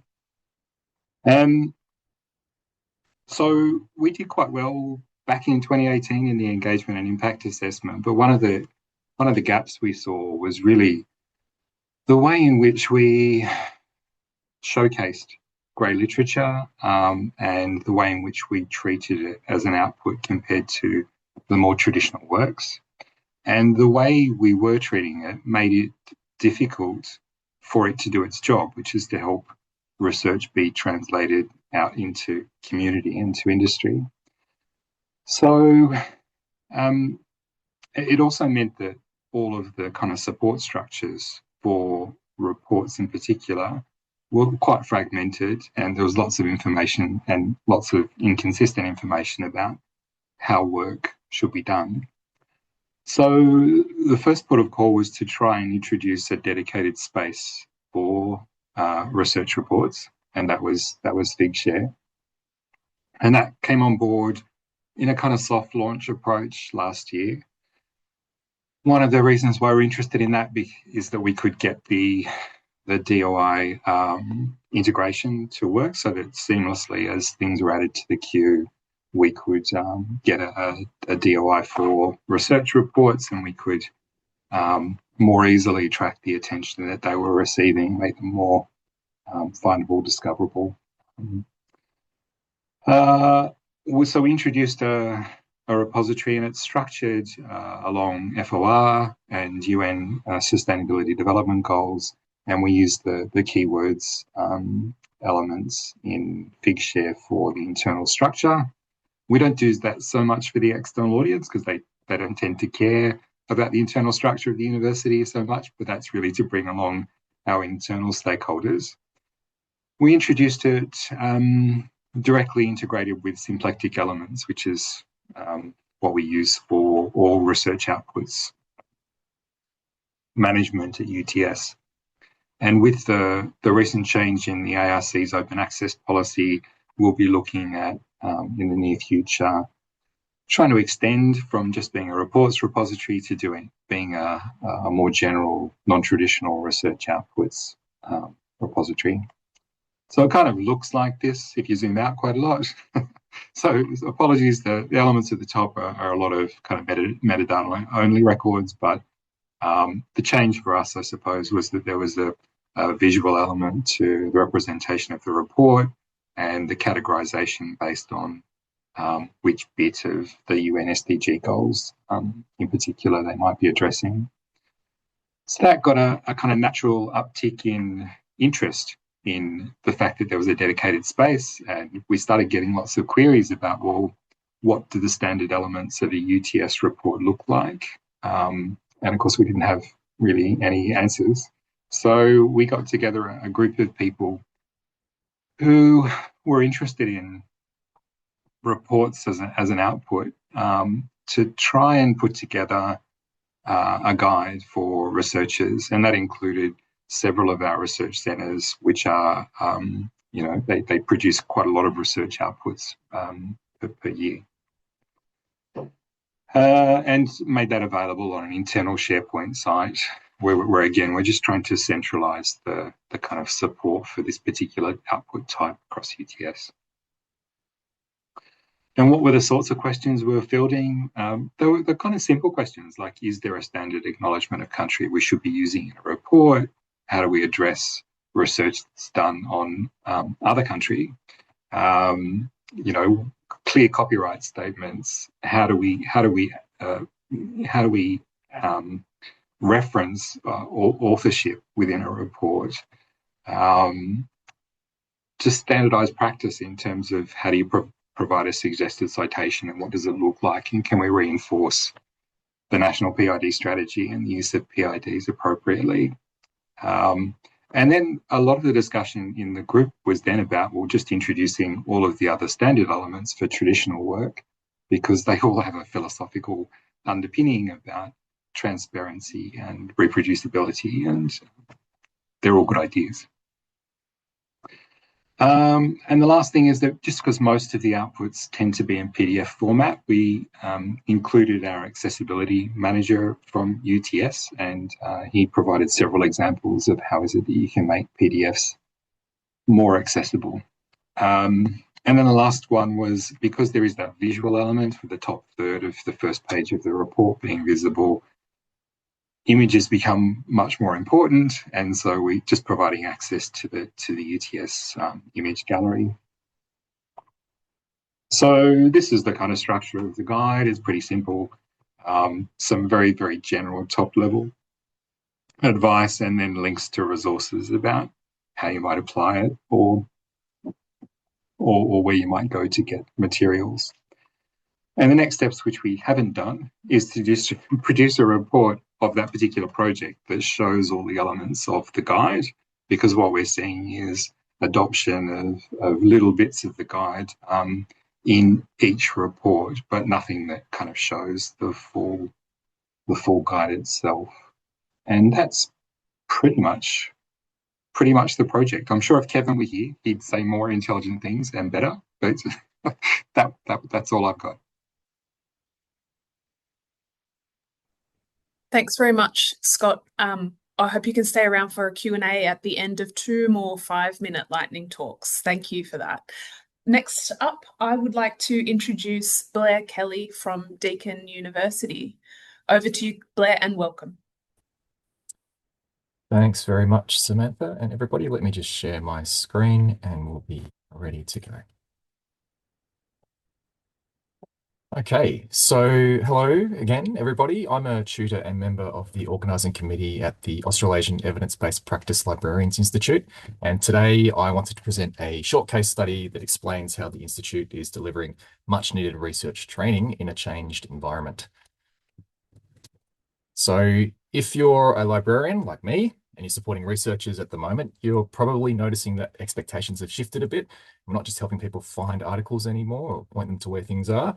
We're really doing more complex and impactful work like helping shape research questions, supporting quite complex literature searches, and often getting drawn into conversations about research quality as well. So I think for a lot of us, those are skills that we've developed as we've gone along. We've learned them on the job rather than through structured training. I know this is a diverse audience, but I imagine that idea or experience resonates with many of you. So learning on the job's completely not a bad thing. It's actually a very good thing, and it's how a lot of professional learning happens. But it does mean that staff across the sector may have uneven experiences of structured support or capability building activities. So at the same time, access to that formal training in those areas is a little bit hard to come by. Cost is a barrier. The time to do the training is a barrier. And for a long time, travel has been a barrier too, where it's something that you've had to travel to. This is something that's really visible in health libraries, but it's not limited to that space. So what we have is a growing mismatch really between what librarians are being asked to do in research support roles and the opportunities available to actually build those capabilities to do those things in a way that is sustained or sustainable. So there's the tension here is the skills are in demand. They want what we know how to do, but access for us to develop those skills, structured ways of developing them, hasn't really kept pace with the demand. So one way that this has been addressed specifically in the health library space is through this Australasian Evidence-Based Practice Librarians Institute, or AEBPLI. It's been running since 2011 as an in-person residential program, 3 to 4. It's evolved from 3 nights, I think, to 4, all in person, all together. It's been really well regarded throughout its history. Participants are working through things like understanding study designs in health research, developing systematic search strategies, and critically appraising the literature. And importantly, because it's so intensive and you're together, they're building really strong peer connections while they're there. That worked really well, but over time, it became clear that the in-person intensive model also sets up some barriers to participation. So for us in the Institute, rather than assuming that we know what the next version should look like, we thought we would ask health library managers across Australia and New Zealand what they were seeing and what was important to them. And what came through quite clearly from the survey that we sent out is that, yes, those barriers around cost and access are very real, but again, the need for those skills hasn't gone away. And if anything, it's becoming more important. So the managers that we surveyed were still emphasizing the value of strong foundations in evidence-based practice. And in particular, they talked about the need to support systematic searching, understand those common study designs, and to be able to critically appraise the research, along with the benefits of connecting with peers while doing training or working on something together. So the question wasn't really about, do we still need this kind of training? It was how to make it more accessible.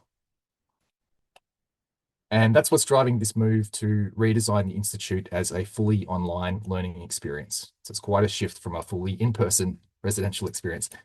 The idea here is that we're just going to replicate the residential model in a different format, but really to rethink how this kind of capability development can work more flexibly under a different set of circumstances or constraints. That includes us thinking quite carefully about how to maintain a depth of learning and how, crucially, to create really meaningful opportunities for connection for folks, even when they're not physically in the same space. We're also going to be looking at how to explore emerging tools, generative AI, of course, especially the intersection with expert searching and evidence-based practice in general. That's something we're still working through right now, but it clearly is an important part of the landscape. We haven't solved all of the access issues around in terms of how people access the capability building they need, but we think with these changes, we're starting to address some of the bigger barriers like travel, cost, time away from work, time away from family. These sort of things would have held people back in the past. So for me, this isn't, I presented a case study, but I don't think it's about just our program in the Institute. It points to something broader about research support work. Evidence-based practice skills underpin a lot of what we do, whether that's supporting formal research projects, including contributing to systematic reviews or other evidence syntheses, or perhaps helping people engage critically with information in their day-to-day work. And in some contexts, this evidence-based practice, it's not just a support skill, it's actually a form of research practice in itself at small and large scales. So it might first appear. So for me, the key takeaway here is that if expectations for research support are continuing to grow, we need to build and sustain the skills needed to evolve those as well. That's all from me. Thank you. Thank you so much, Blair. All right, questions. And our first question is for Scott.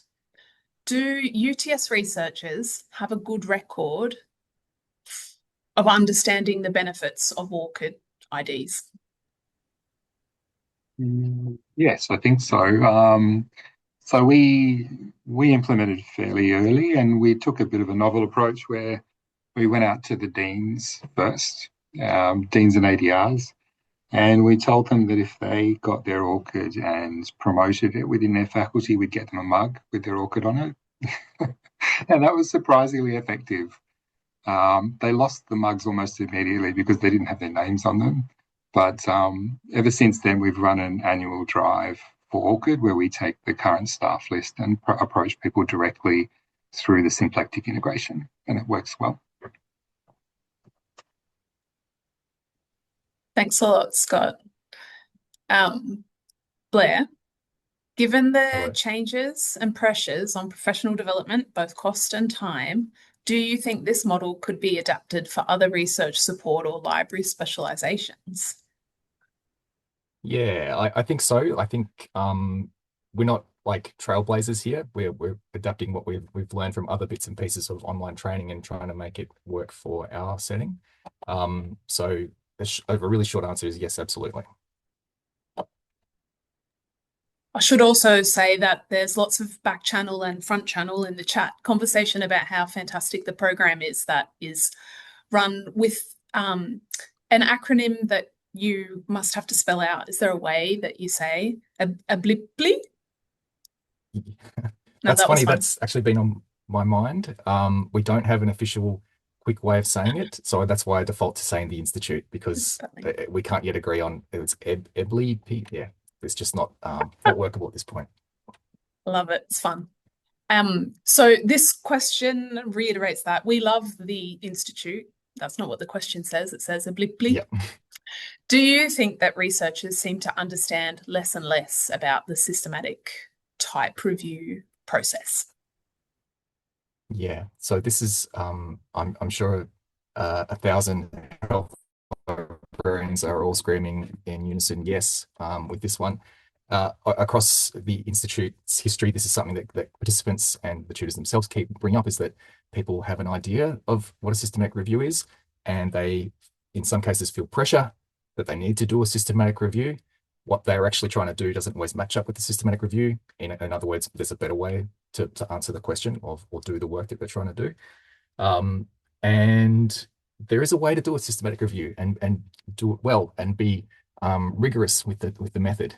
And we don't always see that in the output, frankly, that gets published. So yeah, a common bugbear and something the Institute, although it's not systematic review focused, that is a big part of what we talk about. So we try and enable librarians to enable others. We have time for me to ask you one more question live, Blair, but there is 2 questions we'd love you to answer it in the Q&A module when we go for a break. Does the Institute have a position on the use of AI tools for systematic reviews now that there are so many offering fast turnaround? How will the Institute address this issue? Yep, thank you. So this is, we took a year off last year with the Institute. So we kind of, before that, we sort of had talked a bit about generative AI tools, but hadn't needed to really engage with it in the depth that we do now. So we don't have a position as an institute. What we are doing in the Institute is we've updated all the sort of sessions that we have to consider, does this need to talk about AI? And if it does, what do we need to say about it? But particularly, I'm thinking of a session we are doing where we're going to be asking people to use AI tools. There's 3 we'll get them to use, 1 of 3. Prompt the AI tool to come up with a search strategy for a systematic review, and then we sort of pick it apart. The picking apart of search strategies is something that the librarians at the Institute, myself included, really enjoy doing.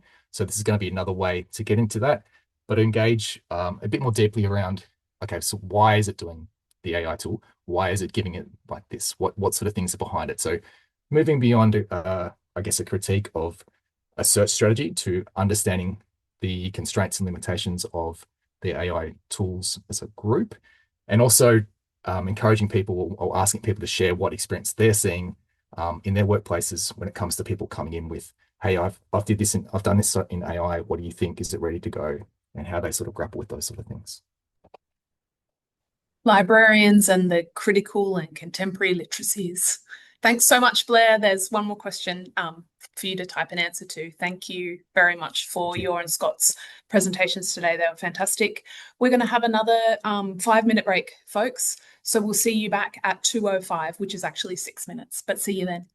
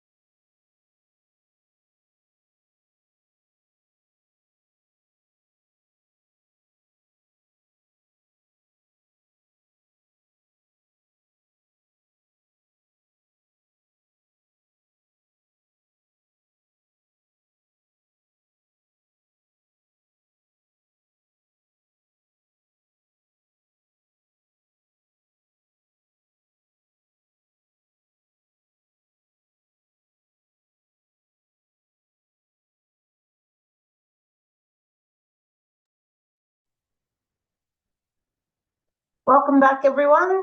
Thanks for staying with us and engaging so well. Okay, so now we have Edward Luca from Sturt University. He's going to present on the impact of metrification on scholarly communication. Thanks, Edward. Thank you so much, Gabby.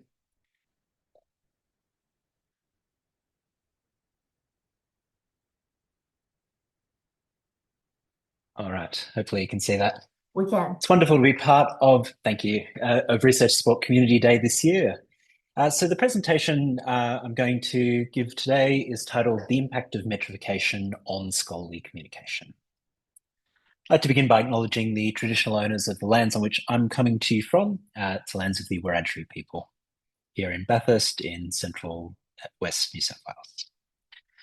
So early last year, finally, I finished my PhD studies, and I titled my thesis, Academic Autonomy in the Managerial University, the Impact of Metrification on Academic Flourishing.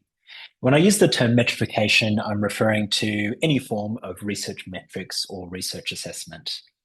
And I had an overarching research question in this thesis, which is how do research metrics and university policies on research impact affect academics' experience of work?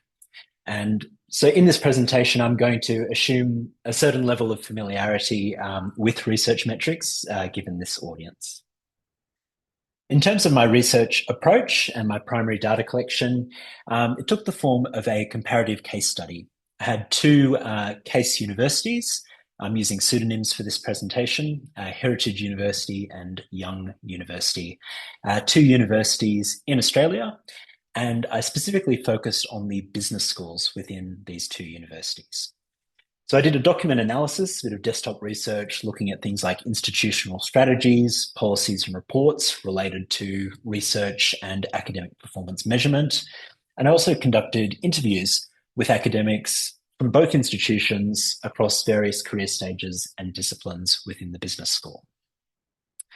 So I want to start by painting a bit of a picture of the metrics landscape that we and researchers find themselves in. So the story of research assessment in Australia is really quite interesting, and universities first began reporting kind of details of their outputs to the Australian government in the 1990s. But it was in the early 2000s when this idea of research impact began to float through. Impact meaning the impact of research beyond the academy, societal, environmental, economic, financial impacts, these sorts of things. These started to be kind of conceptualized in the research quality framework, which was later shelved and abandoned by the Australian government, with the Rudd government coming in 2007. But these ideas did gain a bit of traction in the UK context and eventually became part of the research excellence framework there. And there's an interesting back and forth between Australia and the UK over the years. We, of course, ended up going with ERA, Excellence in Research for Australia, which prioritised publication in ranked journals. And then eventually the impact agenda found its way back to Australia with the Engagement and Impact Assessment pilot, which took place in 2018. And frankly, we've been in a bit of a limbo since then. There was an evaluation report which concluded that, the Australian government is interested in research that is academically excellent, through the traditional kind of quality metrics, but also that we want that research to have an impact in broader society, national interest, these sorts of things. In 2023, ERA was cancelled. Things went a bit quiet for a while. And then a paper was posted midway through last year called A New Approach to Research Evaluation. Now, it's a bit light on details, but there are a few interesting things that I'd like to sort of pull out here. It talks about the use of data-driven research evaluation dashboards. So metrics will very much be part of this picture, but also this idea of impact statements or impact narratives, perhaps through vignettes highlighting research impact. And of course, we'll use AI as part of this picture as well. So even though we're moving away from kind of a reporting sort of approach to delivering more kind of real-time insights potentially, metrics are very much going to maintain as part of this landscape. So I use the theoretical framework of institutional logics to explore kind of the coexistence of these two ideas within the contemporary university. So on one hand, we have the logic of excellence, driven by scholarly inquiry, the principle of academic freedom, and legitimized through the peer review process, and of course recognized in high impact journals. But on the other hand, we have this emerging logic of impact, which is about societal needs. It involves engagement with end users, and that impact looks quite different to our traditional academic journals. And universities represent hybrid institutions, balancing these two approaches. And I'm not saying here that there isn't a level of overlap and kind of mutually reinforcing or mutually supportive elements here. But how these two logics are recognized looks quite different. So within an institutional logic, we have various actions and behaviors we want to see, or research practices. We have certain values about what we're trying to achieve here with the research enterprise, and the actual outputs can look quite different too. So let's take a look at how these various ideas are operationalized within the institutional context. So here we're looking, and there'll be two slides here, at the performance measurement approaches at Heritage University and at Young University. So on the left-hand side with Heritage University, everything is about the publication in academic journals. So they used an internal journal ranking list, and academics need to publish a certain number of journal articles depending on their career stage. And these expectations grow with seniority. Similar kind of situation at Young University. Again, they're looking at journal ranking lists, but interestingly, depending on career stage, it's the same quantity of publication. So there's kind of a quality dimension here as well. In terms of non-academic outlets, at Heritage University, there's an attempt to draw an equivalency to those academic journal outputs as well. This involves the researcher submitting a business case justifying why that non-traditional research output should be considered at a particular level. And so there's kind of an equivalence process there. At Young University, in contrast, they have made an attempt to explicate what impact looks like. And there are various kind of elements to this, but impact very much stands on its own, in its own right. We look at research funding. Again, at Heritage University, there's a process to have this kind of count in sort of the language of journal articles. At Young University, there's an approach to scaffold this for researchers where you'll move from earlier in your career internal grants through to those large external grants at a more senior level. The differences become really striking, though, when we start to look at some of these other impact-related measures. Many of these were excluded from the Heritage University research expectations, but at Young University, there was an attempt to scaffold these various criteria. So they were interested in how researchers can demonstrate partnerships with the industry and the public sector. They want researchers to be involved in the development of policy, to engage in interdisciplinary research, and to show leadership in their disciplines.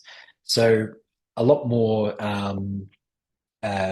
opportunity and breadth kind of in the Young University approach.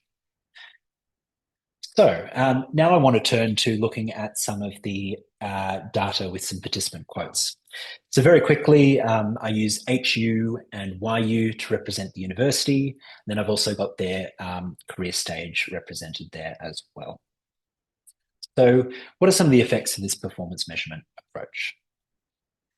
First effect I want to talk about is the way in which these approaches challenged people's sense of their academic identity. Now, at the outset here, I want to say that many people were very enthusiastic about contributing to society beyond the university and felt that this was very much part of what gave their academic work meaning and purpose. But there was a lot of skepticism and mistrust, particularly of university management, in terms of how these aspirations might be measured or metrified. So we had researchers saying that they didn't think that this was very good in the long run, that we're too keen to help the society generate value or create money, and that that's not really the domain of a university. We also had a lot of discussion about usefulness in the context of research. So people were concerned about how attempts to create that societal impact would feed back into the research process, dictating the types of questions that researchers are asking, the types of methods, and even the types of research outcomes, and that could be dangerous. A few participants framed themselves as traditional academics, so they saw research impact as being entirely outside the scope of their work, and they were very much not on board. Now, this is probably a minority of participants, but definitely in the mix there. We also had a few people who came across as very instrumental, so very much sort of clinging to the research assessment approaches, and seemed quite pessimistic. So certain work sells very easily because it's discrimination, affirmative action, or diversity. So very instrumental kind of thinking. And none of this is about the outcomes or the findings of the research. It's purely about how that research is framed for the university. So these approaches represented challenges to people's self-identity as academics. There was also an aspect of the time horizon of impact. So at both universities, research was assessed in a 3-year timeframe, and many times this didn't align with the kind of longer-term timeframe that you might expect for impact. So people talked about, in order to achieve impact, there'd be a relationship that would be developed over a number of years, and it might take a long time for those impacts to bear fruit. People also talked about how the university underestimated the time required to facilitate this. So activities like building the relationship, the administrative work around these things, and how that wasn't really recognised by their institutions. There was also quite a lot of talk around impact work being different to traditional academic research, and people saying that this required more time, and that the types of outputs expected of the impact agenda was quite different, of course, to your academic journals. And finally, there was an element of ambiguity and anxiety around recognition. So one of the universities, Heritage University, didn't count books and book chapters as research. And this generated quite a bit of discussion from participants. There was also that administrative burden, which I touched on earlier, of having those outputs recognised by the system. So this was an active disincentive for people to work on these types of outputs. At Young University, where there was much more of a scaffolded approach to what this impact could look like, this seemed to introduce even more ambiguity and anxiety. There was a concern that you don't have to be good at everything, but at the same time, there's that ambiguity created where if you tick some boxes, but not others, there's uncertainty about how you're going to be assessed and how it's going to be viewed. And of course, we also had some more senior researchers who didn't buy into this at all. And because they were senior and established in their careers, were able to resist certain policies. So there was a bit of talk about academic resistance as well. So this is just a snapshot of my findings. It's hard to distill an entire PhD thesis into a few minutes, but I really want to draw out some implications for this audience here, for librarians and for research support staff. So I think that there's a clear, there's aspects here that can be incorporated and are being incorporated into graduate research training and research and development training. So thinking about programming and support around navigating the impact agenda, how to do effective stakeholder engagement, what that looks like, and developing a research agenda that enables the researcher to align both their personal goals, what gives them meaning and purpose in their work, with those institutional metrics. I think there's a huge role for academic librarians in really leading research metrics literacy for the university and being experts in this space. There's a bit of talk, of course, around responsible research assessment, but I think also critical engagement with metrics as well, and showing leadership in this space. This is a little bit outside the remit of perhaps our roles, but I think that there's a clear need to be rethinking academic reward systems and really asking ourselves, what's the type of scholarly culture that we want to be creating? And how can we value and reward contributions beyond those quantifiable outputs? And another thing that was really striking was around an emphasis away from outputs, but towards the process of research. So what are those processes and behaviours that ultimately lead to those impactful outcomes, rather than focus on the outcomes themselves? things like collaboration, innovative thinking, knowledge sharing and peer mentorship, but also some of the ideas that we've heard earlier in the sessions. We've talked around research integrity, for example, or around open scholarship. How can these practices be built into academic reward systems? So just to wrap up, when research practices are rendered invisible by the metric system, they inevitably end up being undermined in both university and government policies. And this ties into what Graham Turner writes about in terms of the role of universities as a public good. And I believe that this limits our ability to sort of live up to this mission. I think this also suggests that one-size-fits-all approaches to research assessment limit what's considered possible, but they also play a role in feeding back into the system by reshaping academic identities. And finally, as a research community and as a collective, I think we need to advocate for approaches that do value and recognise diverse contributions, that support academic autonomy, but enable academic flourishing and institutional goals to coexist. So I'll leave it there for now. Very happy to hear your questions. And I did want to mention that I'm in the process of writing up a book on this, which will be titled the same title as this presentation, which will be coming out early next year. So thank you very much. There are a couple of questions here. There's a statement as well from Amanda, not a question for Edward, but an acknowledgement that I'll be reading his thesis as my new bedtime story. Oh, wonderful. I think there's a few of us thinking that. Okay, so first question. This is from an anonymous attendee. I tried suggesting to some early career researchers that they should not play the game. They simply said, no way. How could the continuing cycle change, do you think, Edward? I think there's a very interesting kind of generational shift that we're seeing. And it was particularly striking comparing early career researchers that I interviewed with senior established researchers.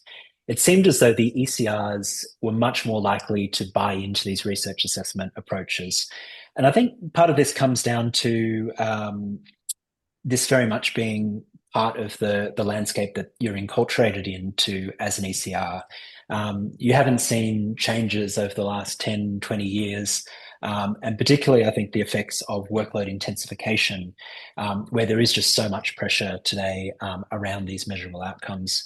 And so in an environment where the pressure is so high, where there is so much pressure around bringing in external funding, around demonstrating these impacts, it's very difficult to combat that system, I think, to fight back against it, particularly when you aren't established in your career.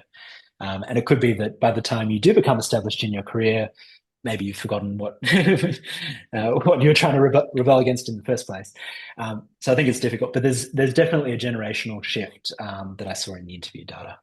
Well, that kind of leads nicely into the next question. So in yesterday's keynote by Adrian Barnett, he talked about personally producing less outputs, focusing more on quality. So could libraries and librarians push this to their institutions' more established academics to try and change the culture? Yeah, absolutely. If I go back briefly to the two systems that I was comparing, Heritage and Young University, at Heritage University, as you got more senior in your career, the expectation was that you would produce more and more outputs. Interestingly, with Young University, they didn't go that way. The expectations were actually the same at each career stage in terms of quantity, but there was an expectation that the quality would increase. So it's quite in some ways, a subtle distinction between the two institutions. But I think it speaks to how much these reward systems do shape behaviour. And particularly research support staff, librarians, we understand the impacts and consequences of these metrics incredibly well. I think, as leaders in the institution and, through our engagement with these tools, we have a very strong understanding of how they work and what those impacts could look like. So I think that there is huge opportunity to leverage our expertise and advocate for more sustainable or responsible approaches. Fantastic, Edward. There are just a couple of more questions in the Q&A. If you could type some answers so I can move on to the next. Yeah, of course. Yeah. Fantastic, really interesting, and we'll be onto your thesis for sure. Thanks so much, Gabby. So next we have two lots of lightning talks. So we've got Sal Kleine, Michael Hawks, Gabrielle Hayes coming from the Queensland University of Technology. And then I might just prompt James to follow on after them directly, if you could, without me doing another sort of stop and start introduction. That'd be fantastic. And then we'll do some Q&A after, you know, the lightning talks are done. Okay, so I'll hand it over to Sal's group.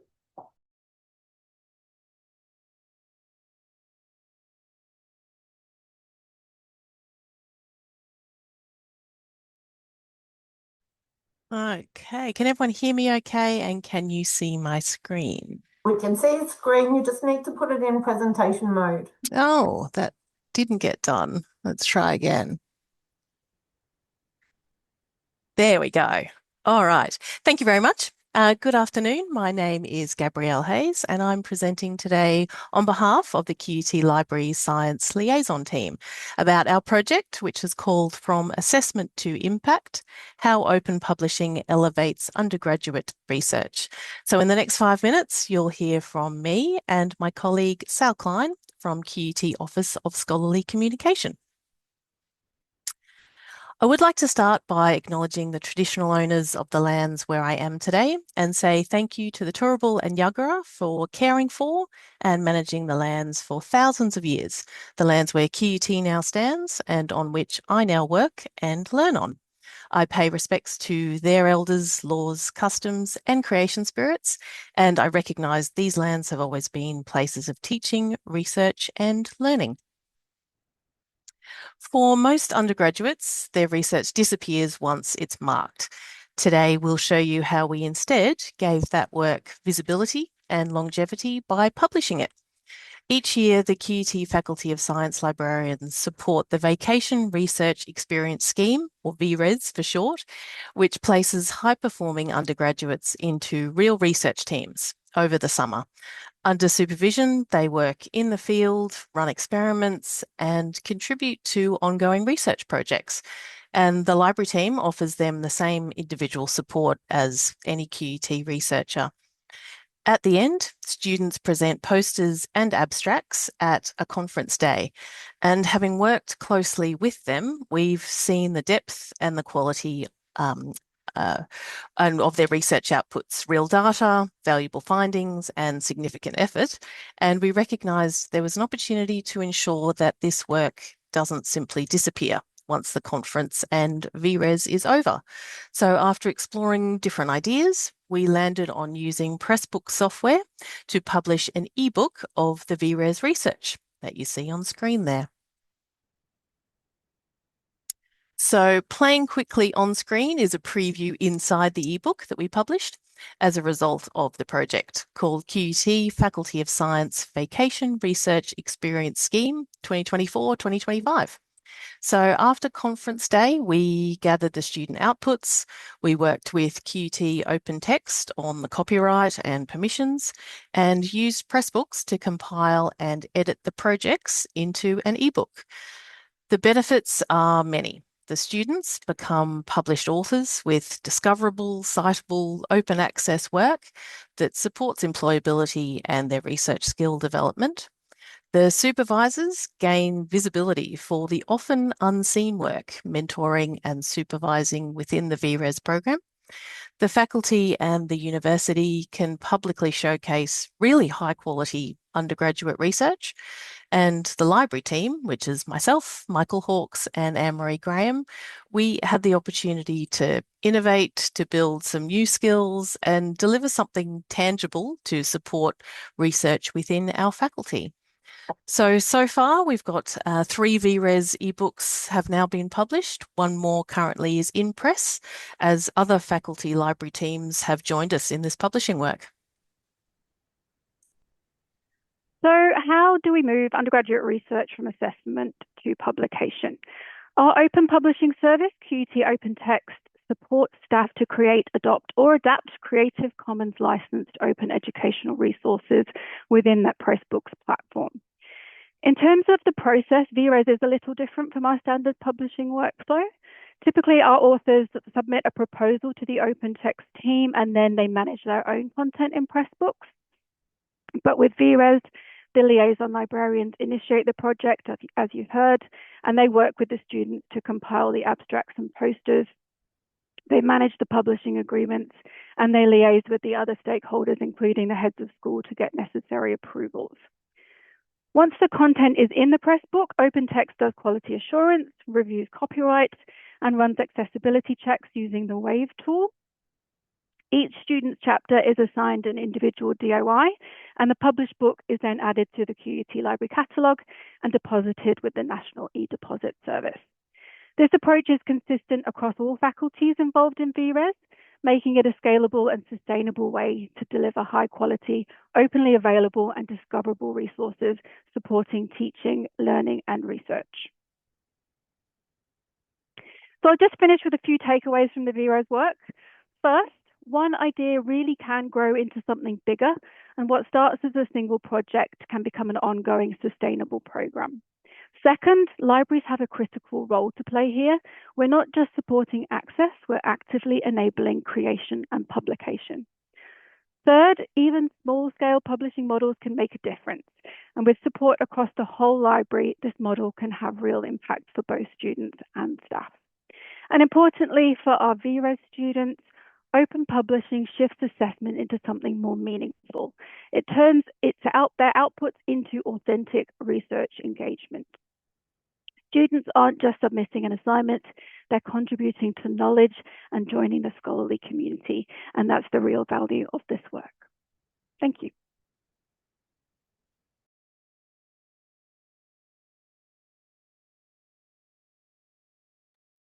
Not sure if James got my message before, but James, if you could follow on now from the QUT group, that'd be great.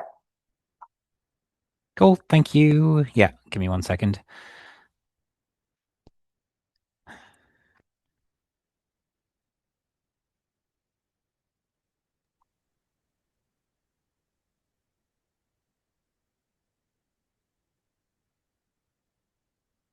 Can you see me?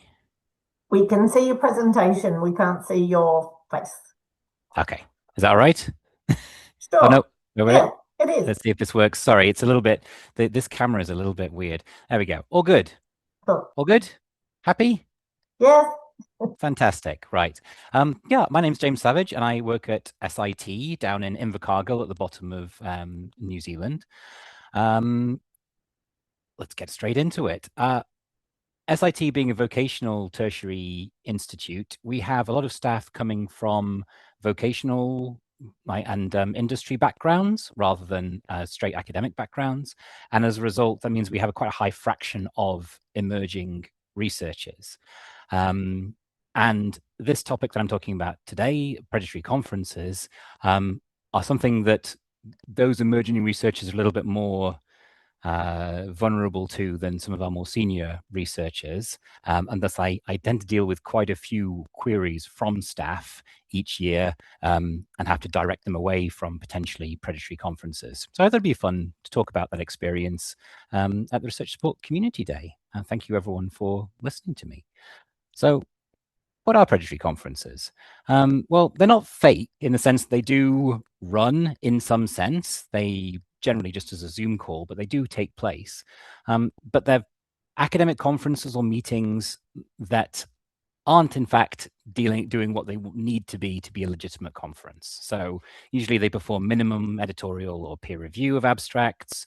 They're not really valuable to attendees. There's not that many attendees at all. And those that do attend don't tend to be very senior.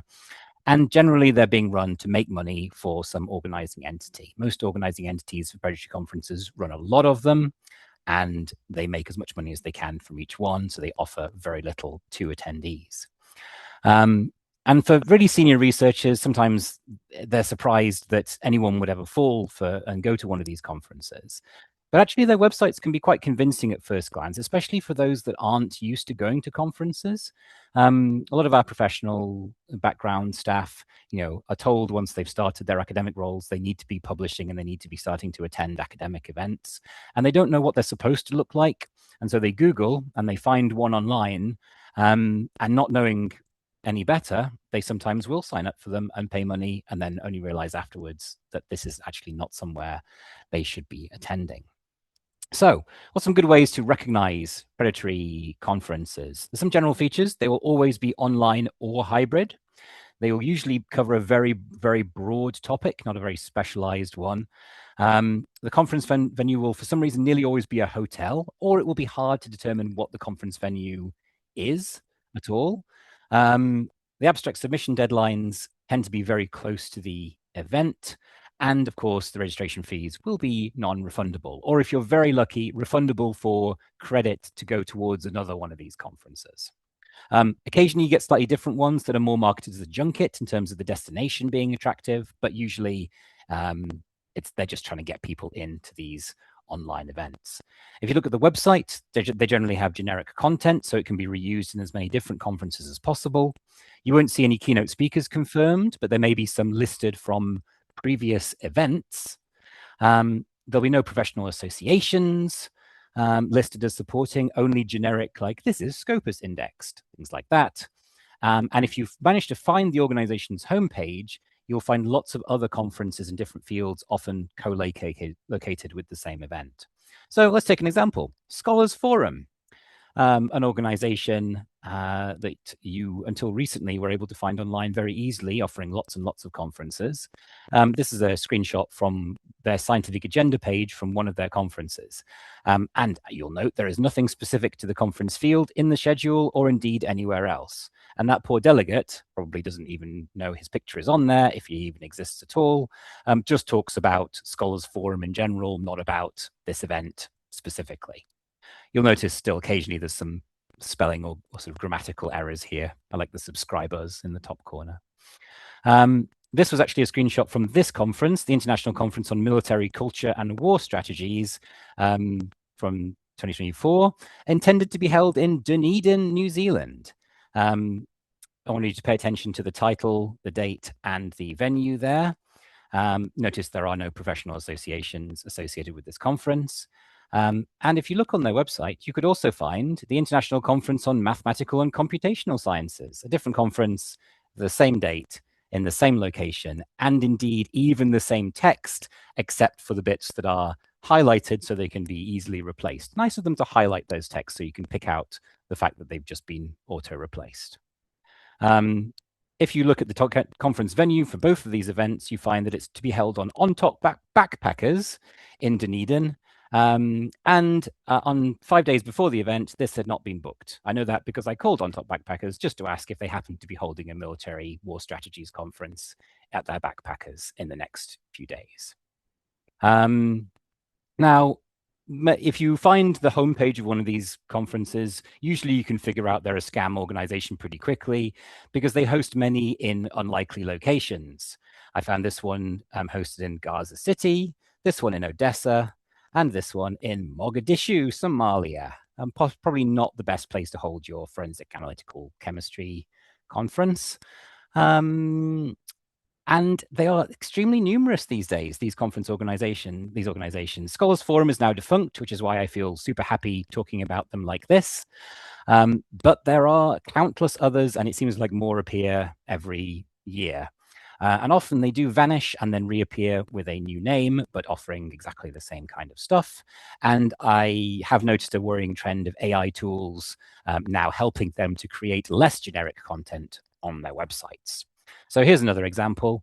This is many hybrid conferences offered by this organization, some co-located, all on the same date.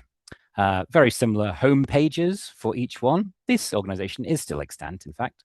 And the fees are comparable to legitimate conferences, maybe a little bit cheaper in some cases, but for some reason always in US dollars, despite these conferences all being various places around the world.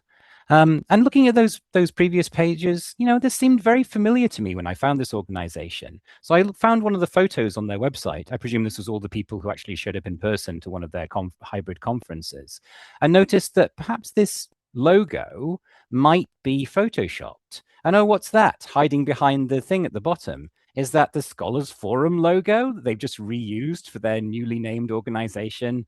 I knew it. Same one. Scholars Forum is dead. Long live Research Fora.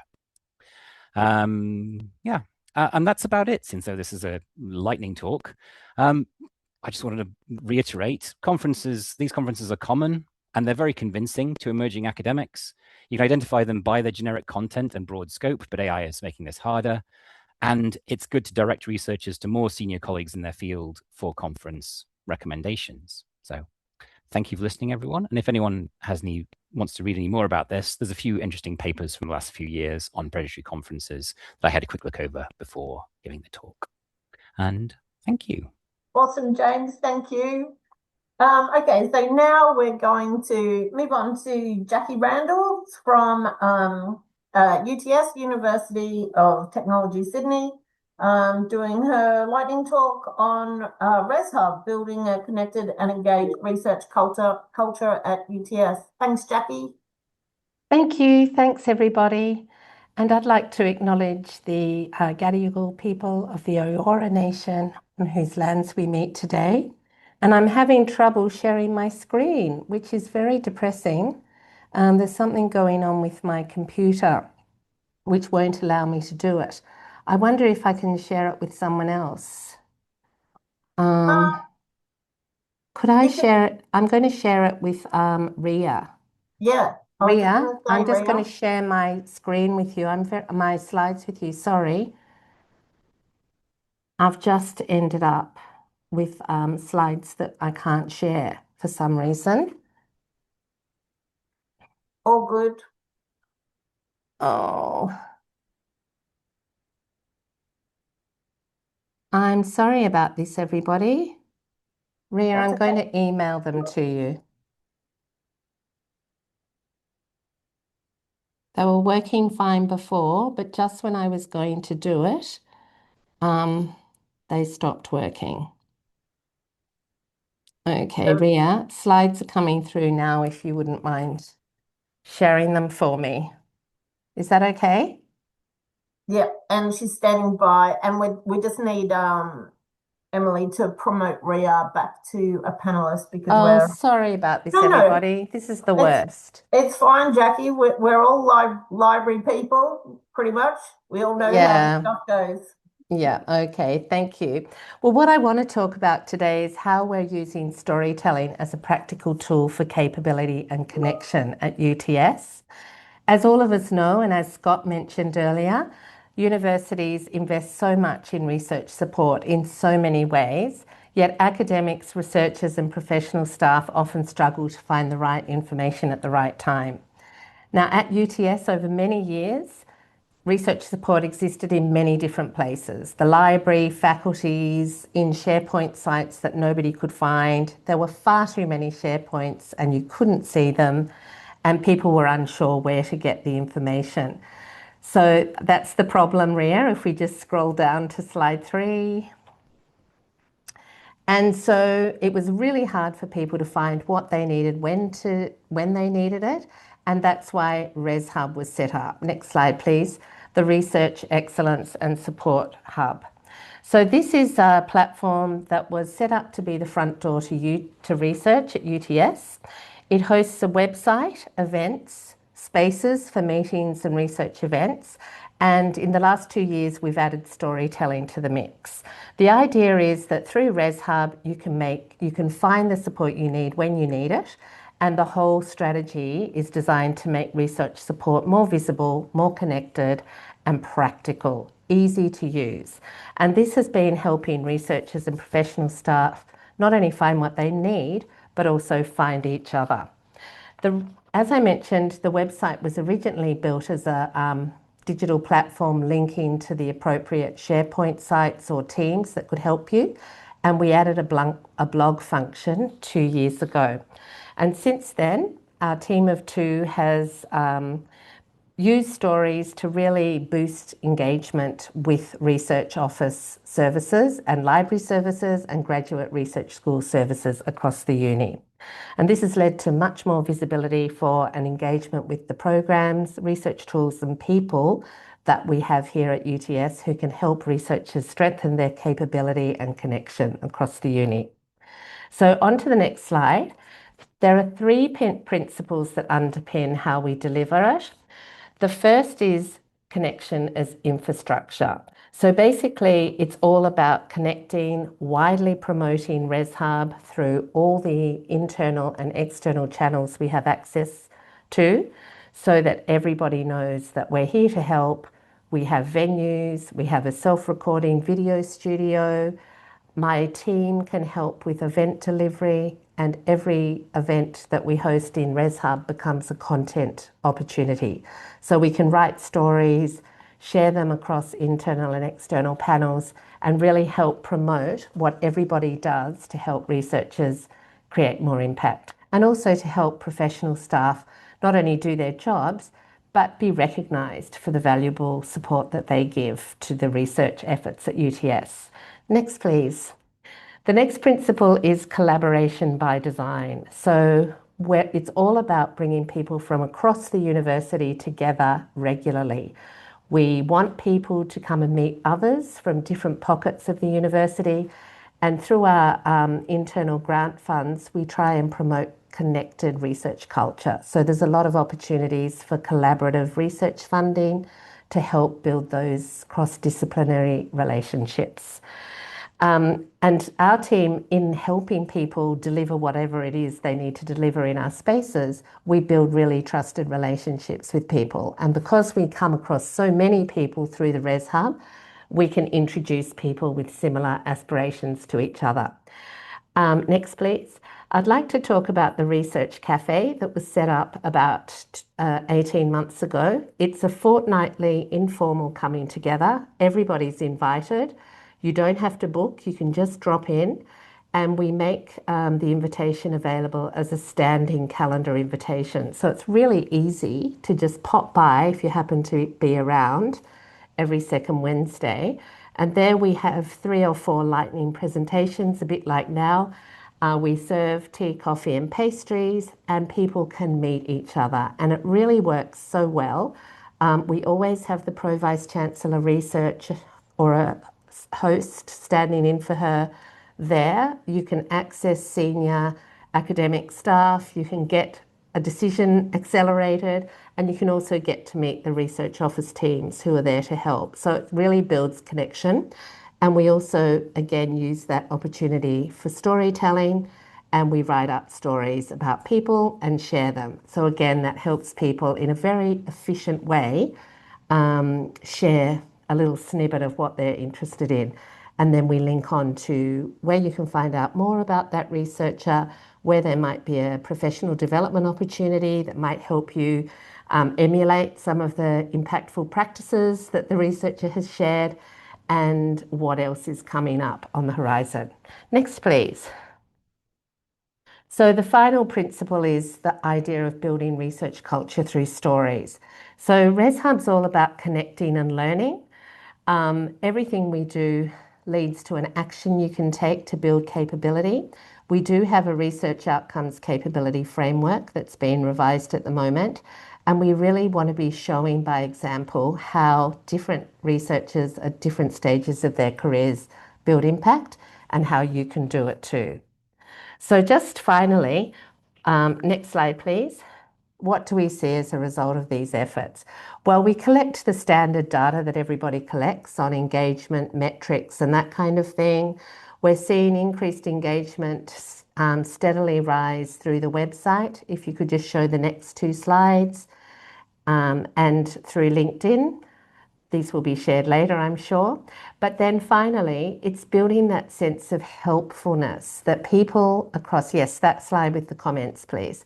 The people who come and use our services are delighted to find that our ethos is we're here to help. We'll help you get the job done efficiently, effectively. And it's a really good example of how that face-to-face connection can really build trust, and we can refer people on to other helpful people in our wide research office team. So I hope this has helped you with some ideas about how you can use stories to build a connected research culture. Next slide, please. Please feel free to have a look at our website and let me know what you think. We're always looking for feedback, ideas, and I must say that having recently had a videographer join our team, we're able to make short videos, and these have greatly increased uptake of services as well. So we're looking forward to continuing this trajectory and yes, be happy to answer any questions. Thank you. Thanks so much, Jackie, and everyone else who did their lightning talks in lightning time. So Gabrielle has already read my mind. It must be because we're two Gabrielles, but she's already answered the question in the Q&A. And if I can get James, who has a few questions, and there's some coming in for Jackie, if you could answer those questions in the Q&A rather than live, just in the interest of keeping to our schedule and finishing up on time. But thank you very much for participating. Okay, so if I may, I'd like to introduce the next presenters.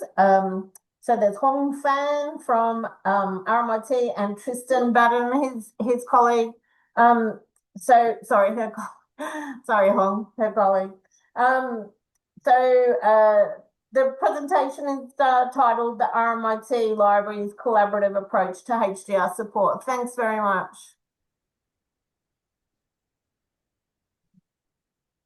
Beauty, thank you. Hope everyone can see that screen okay. We can see it, just need, yep, Beauty. presentation Okay. mode. Thank you. Thanks for joining us today. My name's Tristan. I manage the RMIT Library's Research Services team, and I'm joined by my colleague, Dr. Huong Fan, who's an academic skills advisor in our team. First, I'd like to acknowledge the people of the Woiwurrung and Boonwurrung language groups, the Eastern Kulin Nation, on whose unceded land RMIT University stands in Naarm, Melbourne. Pay my respects to elders past and present, and extend that respect to all Aboriginal and Torres Strait Islander people joining us today. I'd also like to acknowledge traditional custodians of lands and waters and communities from which you're joining us. So today, briefly outline the library's research support model, just set the scene, but then go into talk about a partnership we have with research support areas in the university, including the School of Graduate Research, and through that focus on a major project that we work on in collaboration with them, titled Research Writing. Some university libraries, not all, but have school or faculty liaison librarian models to support academic initiatives, and we did have a model such as that at RMIT until fairly recently. Instead, now we have functional teams that provide that expertise, with the research team sitting within a learning, teaching and research unit.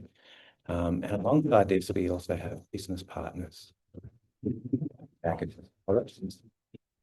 Their strategic role is to identify where the library can support research, teaching and learning areas, and then bring that back to the library planning service delivery.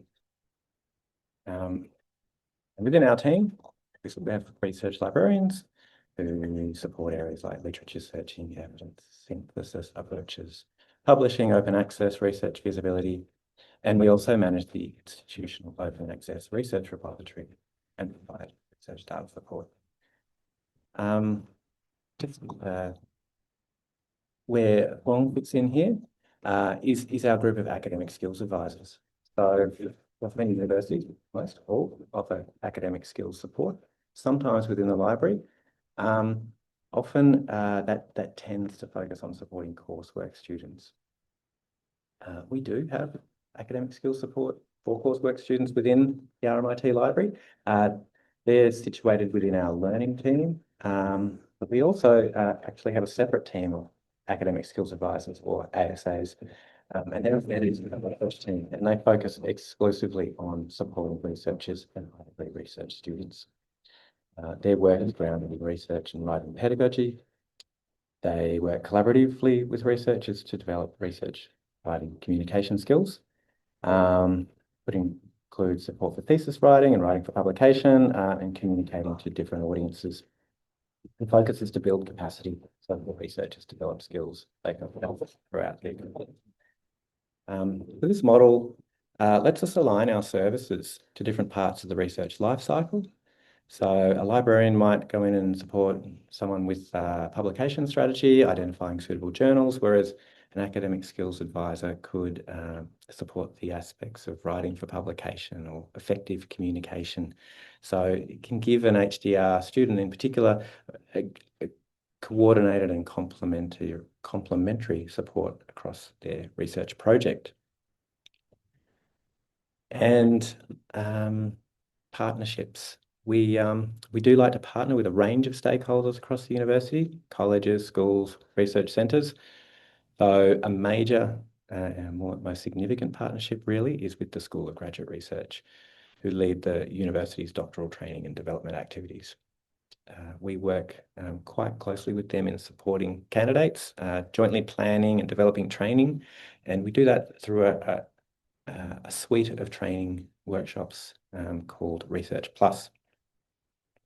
Now, yeah, we meet regularly with them, maintain regular conversations, talk about participation, feedback, and emerging needs of high degree research students. And this is one example of our partnership in action, but we also collaborate on a range of other initiatives to support HDRs. And with that context in place, I'm going to hand over to Huong, who'll talk more about one of these major joint initiatives, Research Writing Month. Yeah, thank you, Tristan, and hi, everyone. Can you hear me okay? Yeah, thank you. Thanks, Gabby. Among the many collaborative initiatives our library is involved in, Research Writing Month is a program led by our Research ISA team in partnership with the School of Graduate Research. The programs run successfully in 2024 and 2025 and will continue again this October. For some context, Research Writing Month is a month-long initiative that brings together a wide range of activities to support HDR candidates in developing their research writing skills, while also building their confidence and a sense of connection throughout their research journey. We usually begin with an opening event featuring a panel discussion with RMIT scholars and representatives from the School of Graduate Research, facilitated by Libraries ISA. We include a social morning tea to create informal space where candidates can build supportive relationships. And as the name suggests, writing-focused support forms a major part of the program. The sessions span from intensive writing activities such as the Right Here, Right Now, previously known as Shut Up and Write, and thesis bootcamp, to targeted workshops on topics such as abstract writing or writing with authority. The program also responds to emerging areas of practice, including the responsible use of AI in research writing and researchers' engagement with social media. Now, these three photos capture moments from the opening event of past Research Writing Month. Two of them featured invited panelists on stage with an ASA who facilitated the conversation. The third photo captures the audience at the RMIT Collide Theatre, where the 2025 opening event was held. This event was delivered in a hybrid format and attracted around 130 participants, both online and in person. So for us, this reflected not only a strong interest in last year's topic of using AI in research writing, but also the success of the collaborative effort behind organizing the event. Now, Research Writing Month was designed as a structured, time-bound initiative with two key objectives. The first is to provide coordinated and visible research support through a comprehensive program developed collaboratively well before the event begins by the Libraries ISA and the SGR. And the second objective is to foster community and momentum we believe that a concentrated program creates the shared energy and visibility around research writing that standalone workshops typically can't achieve. Research Writing Month wasn't a library program that invited partners in later. From the very beginning, it was genuinely co-designed with the SGR from concept to delivery. The library and SGR act as core partners and equal co-owners of the program. That is reflected in joint planning from the outset, as well as a shared calendar and coordinated delivery. We also work closely with library colleagues in communications and admin who support promotion, building the website, and logistics. HDR coordinators and business partners also play an important role in helping to promote Research Writing Month within their local HDR communities. So what did each core partner bring? Well, from the library side, we contributed expertise in research communication and academic writing, and along with reach across all disciplines. We provide a neutral and accessible presence for students and are involved in designing and delivering a number of the workshops. The SGR's strengths lie in their deep understanding of the HDR cohorts and their needs, as well as their established connection with supervisors and faculties. They also bring their own communication channels, such as the HDR bulletins and student networks, and a strong sense of credibility and trust within the HDR community. So together, these complementary strengths made it possible to deliver a program that is both comprehensive in content and effectively promoted. We found that the relationships built through events like Research Writing Month have contributed to ongoing collaboration that extends beyond the program itself. We've had greater involvement in HDR competitions with library staff and ASAs now invited to judge and contribute as speakers at events like the 3-minute thesis or poster competitions. We've been invited to deliver more workshops and to participate in more networking events, which enable information sharing and ongoing conversations across teams within the university. And collectively, these developments support a more consistent presence of the library over time, helping position the library as an ongoing valued partner in research support rather than a referral destination. It was encouraging to see very positive feedback from participants. Many HDR candidates appreciated having a wide range of workshops and sessions concentrated in one place and time, so they didn't have to seek out relevant content and available support on their own. They also noted the practical values of particular sessions. That being said, there are a few gaps, and next steps we are continuing to consider. We are looking at developing new outreach strategies to connect with more diverse cohorts of HDR students, including those studying remotely or based on overseas campuses.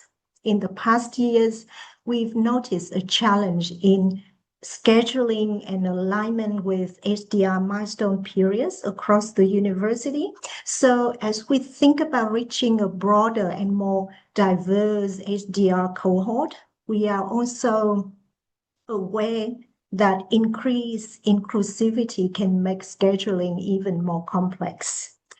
Another focus is enhancing how we collect feedback and measure impact.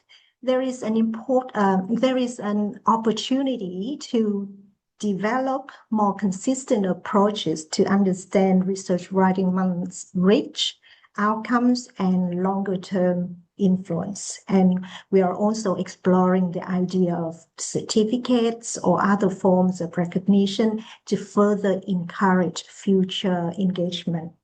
So overall, the key factor for Research Writing Month being a success is intentional partnership building. Partnerships like this don't happen organically. Research Writing Month has required regular meetings, shared goals, and a clear division of tasks to keep everything moving smoothly. And we've also maintained ongoing communication through a dedicated team channel for updates, along with regular check-in meetings. So over time, what has become clear is how complementary expertise services through collaboration. Programs like Research Writing Month help make visible what each unit does best, and thus enabling more coordinated and connected support for HDR students across the university. So as the concluding remark, we think that Research Writing Month could provide a useful model for future collaborative opportunities, showing how intentional intentional partnerships can create meaningful impact and shared success. So this brings us to the end of our presentation today. So thank you all for your attention. Thanks so much, Tristan and Huong. We do have a couple of questions for you, if you don't mind. Yeah, sure.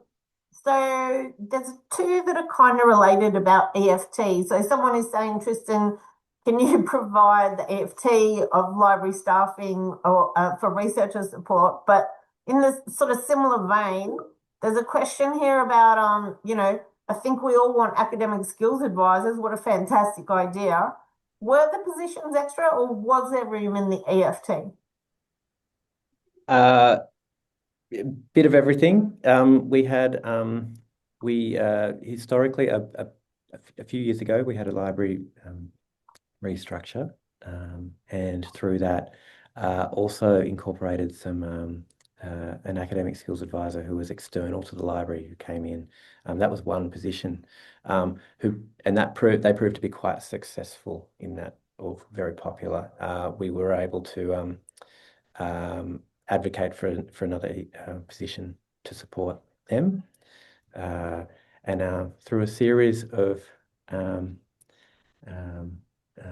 maybe position changes and flips around, or having some people come in on parental leave opportunities and advocating to keep them beyond that, we've managed to build up quite a significant team.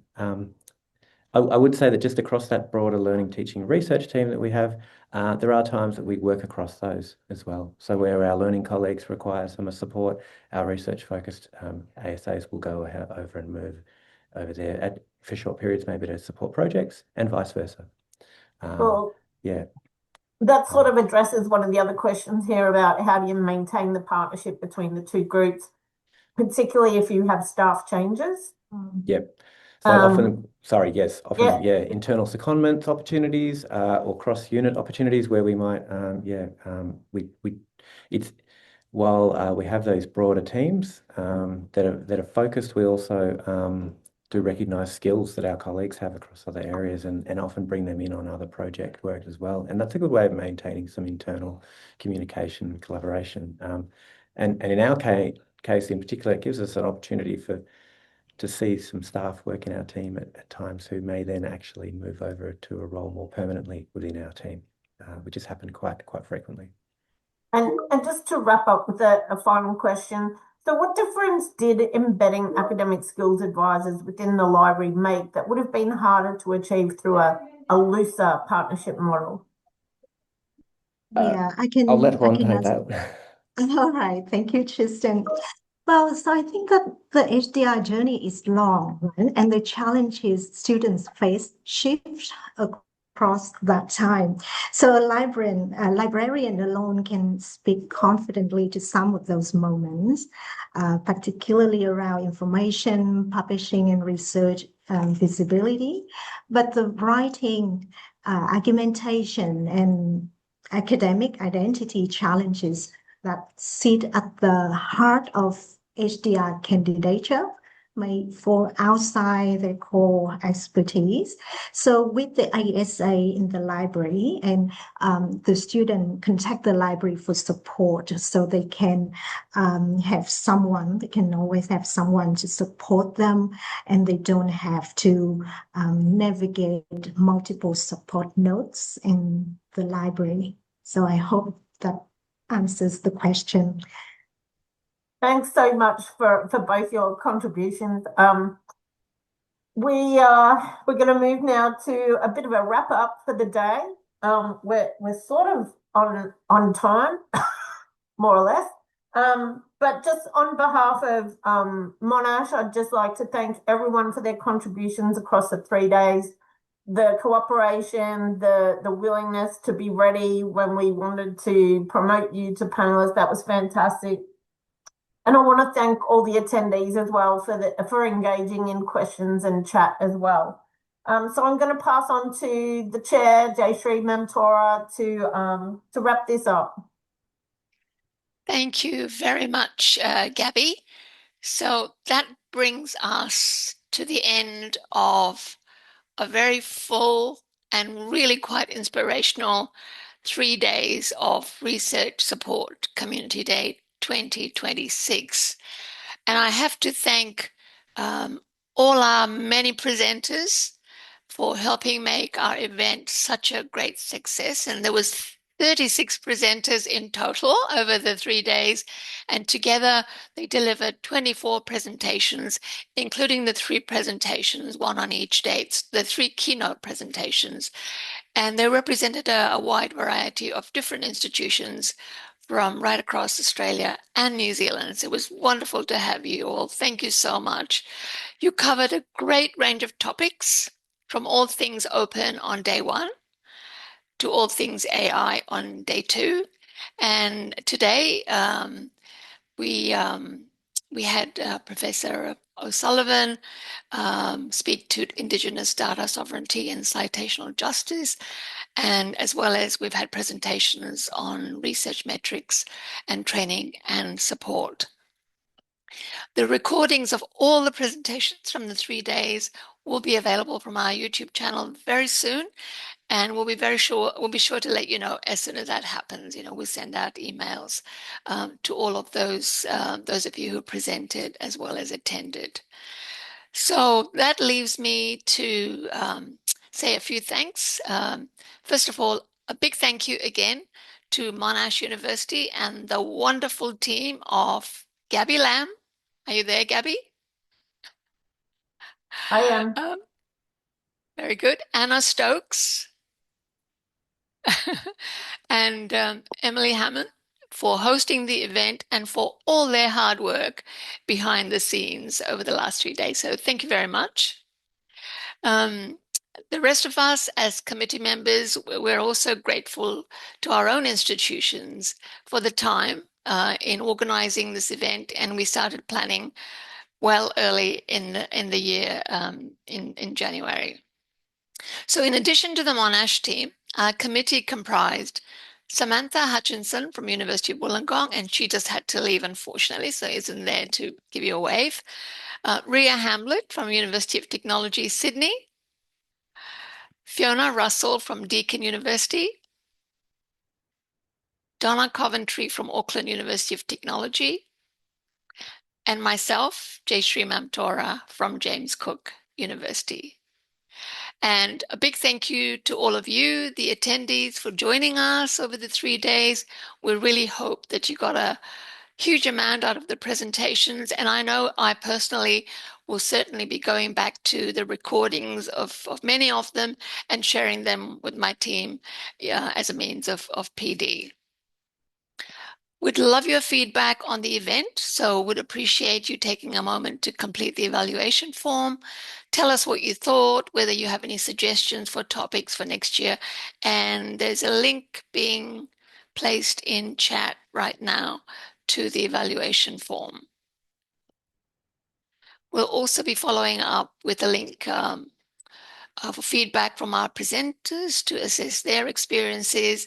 So unless one of you wants to add a few more words, I'm going to say thank you very much from the RSC Day 2026 Organising Committee, and I'll hand over to Donna for the final karakia. Thank you so much. Thank you, Jayashree. As our final karakia, kia tau ngā manaakitanga a te mea ngaro ki runga ki tēnā o tātou. Ki mahia te hua te mākihikihi, kia toi te kupu, toi te mana, toi te aroha, toi te reo Māori, kia tūturu, ka whakamoa, kia tēnā, hui e, tai ki e. Thank you.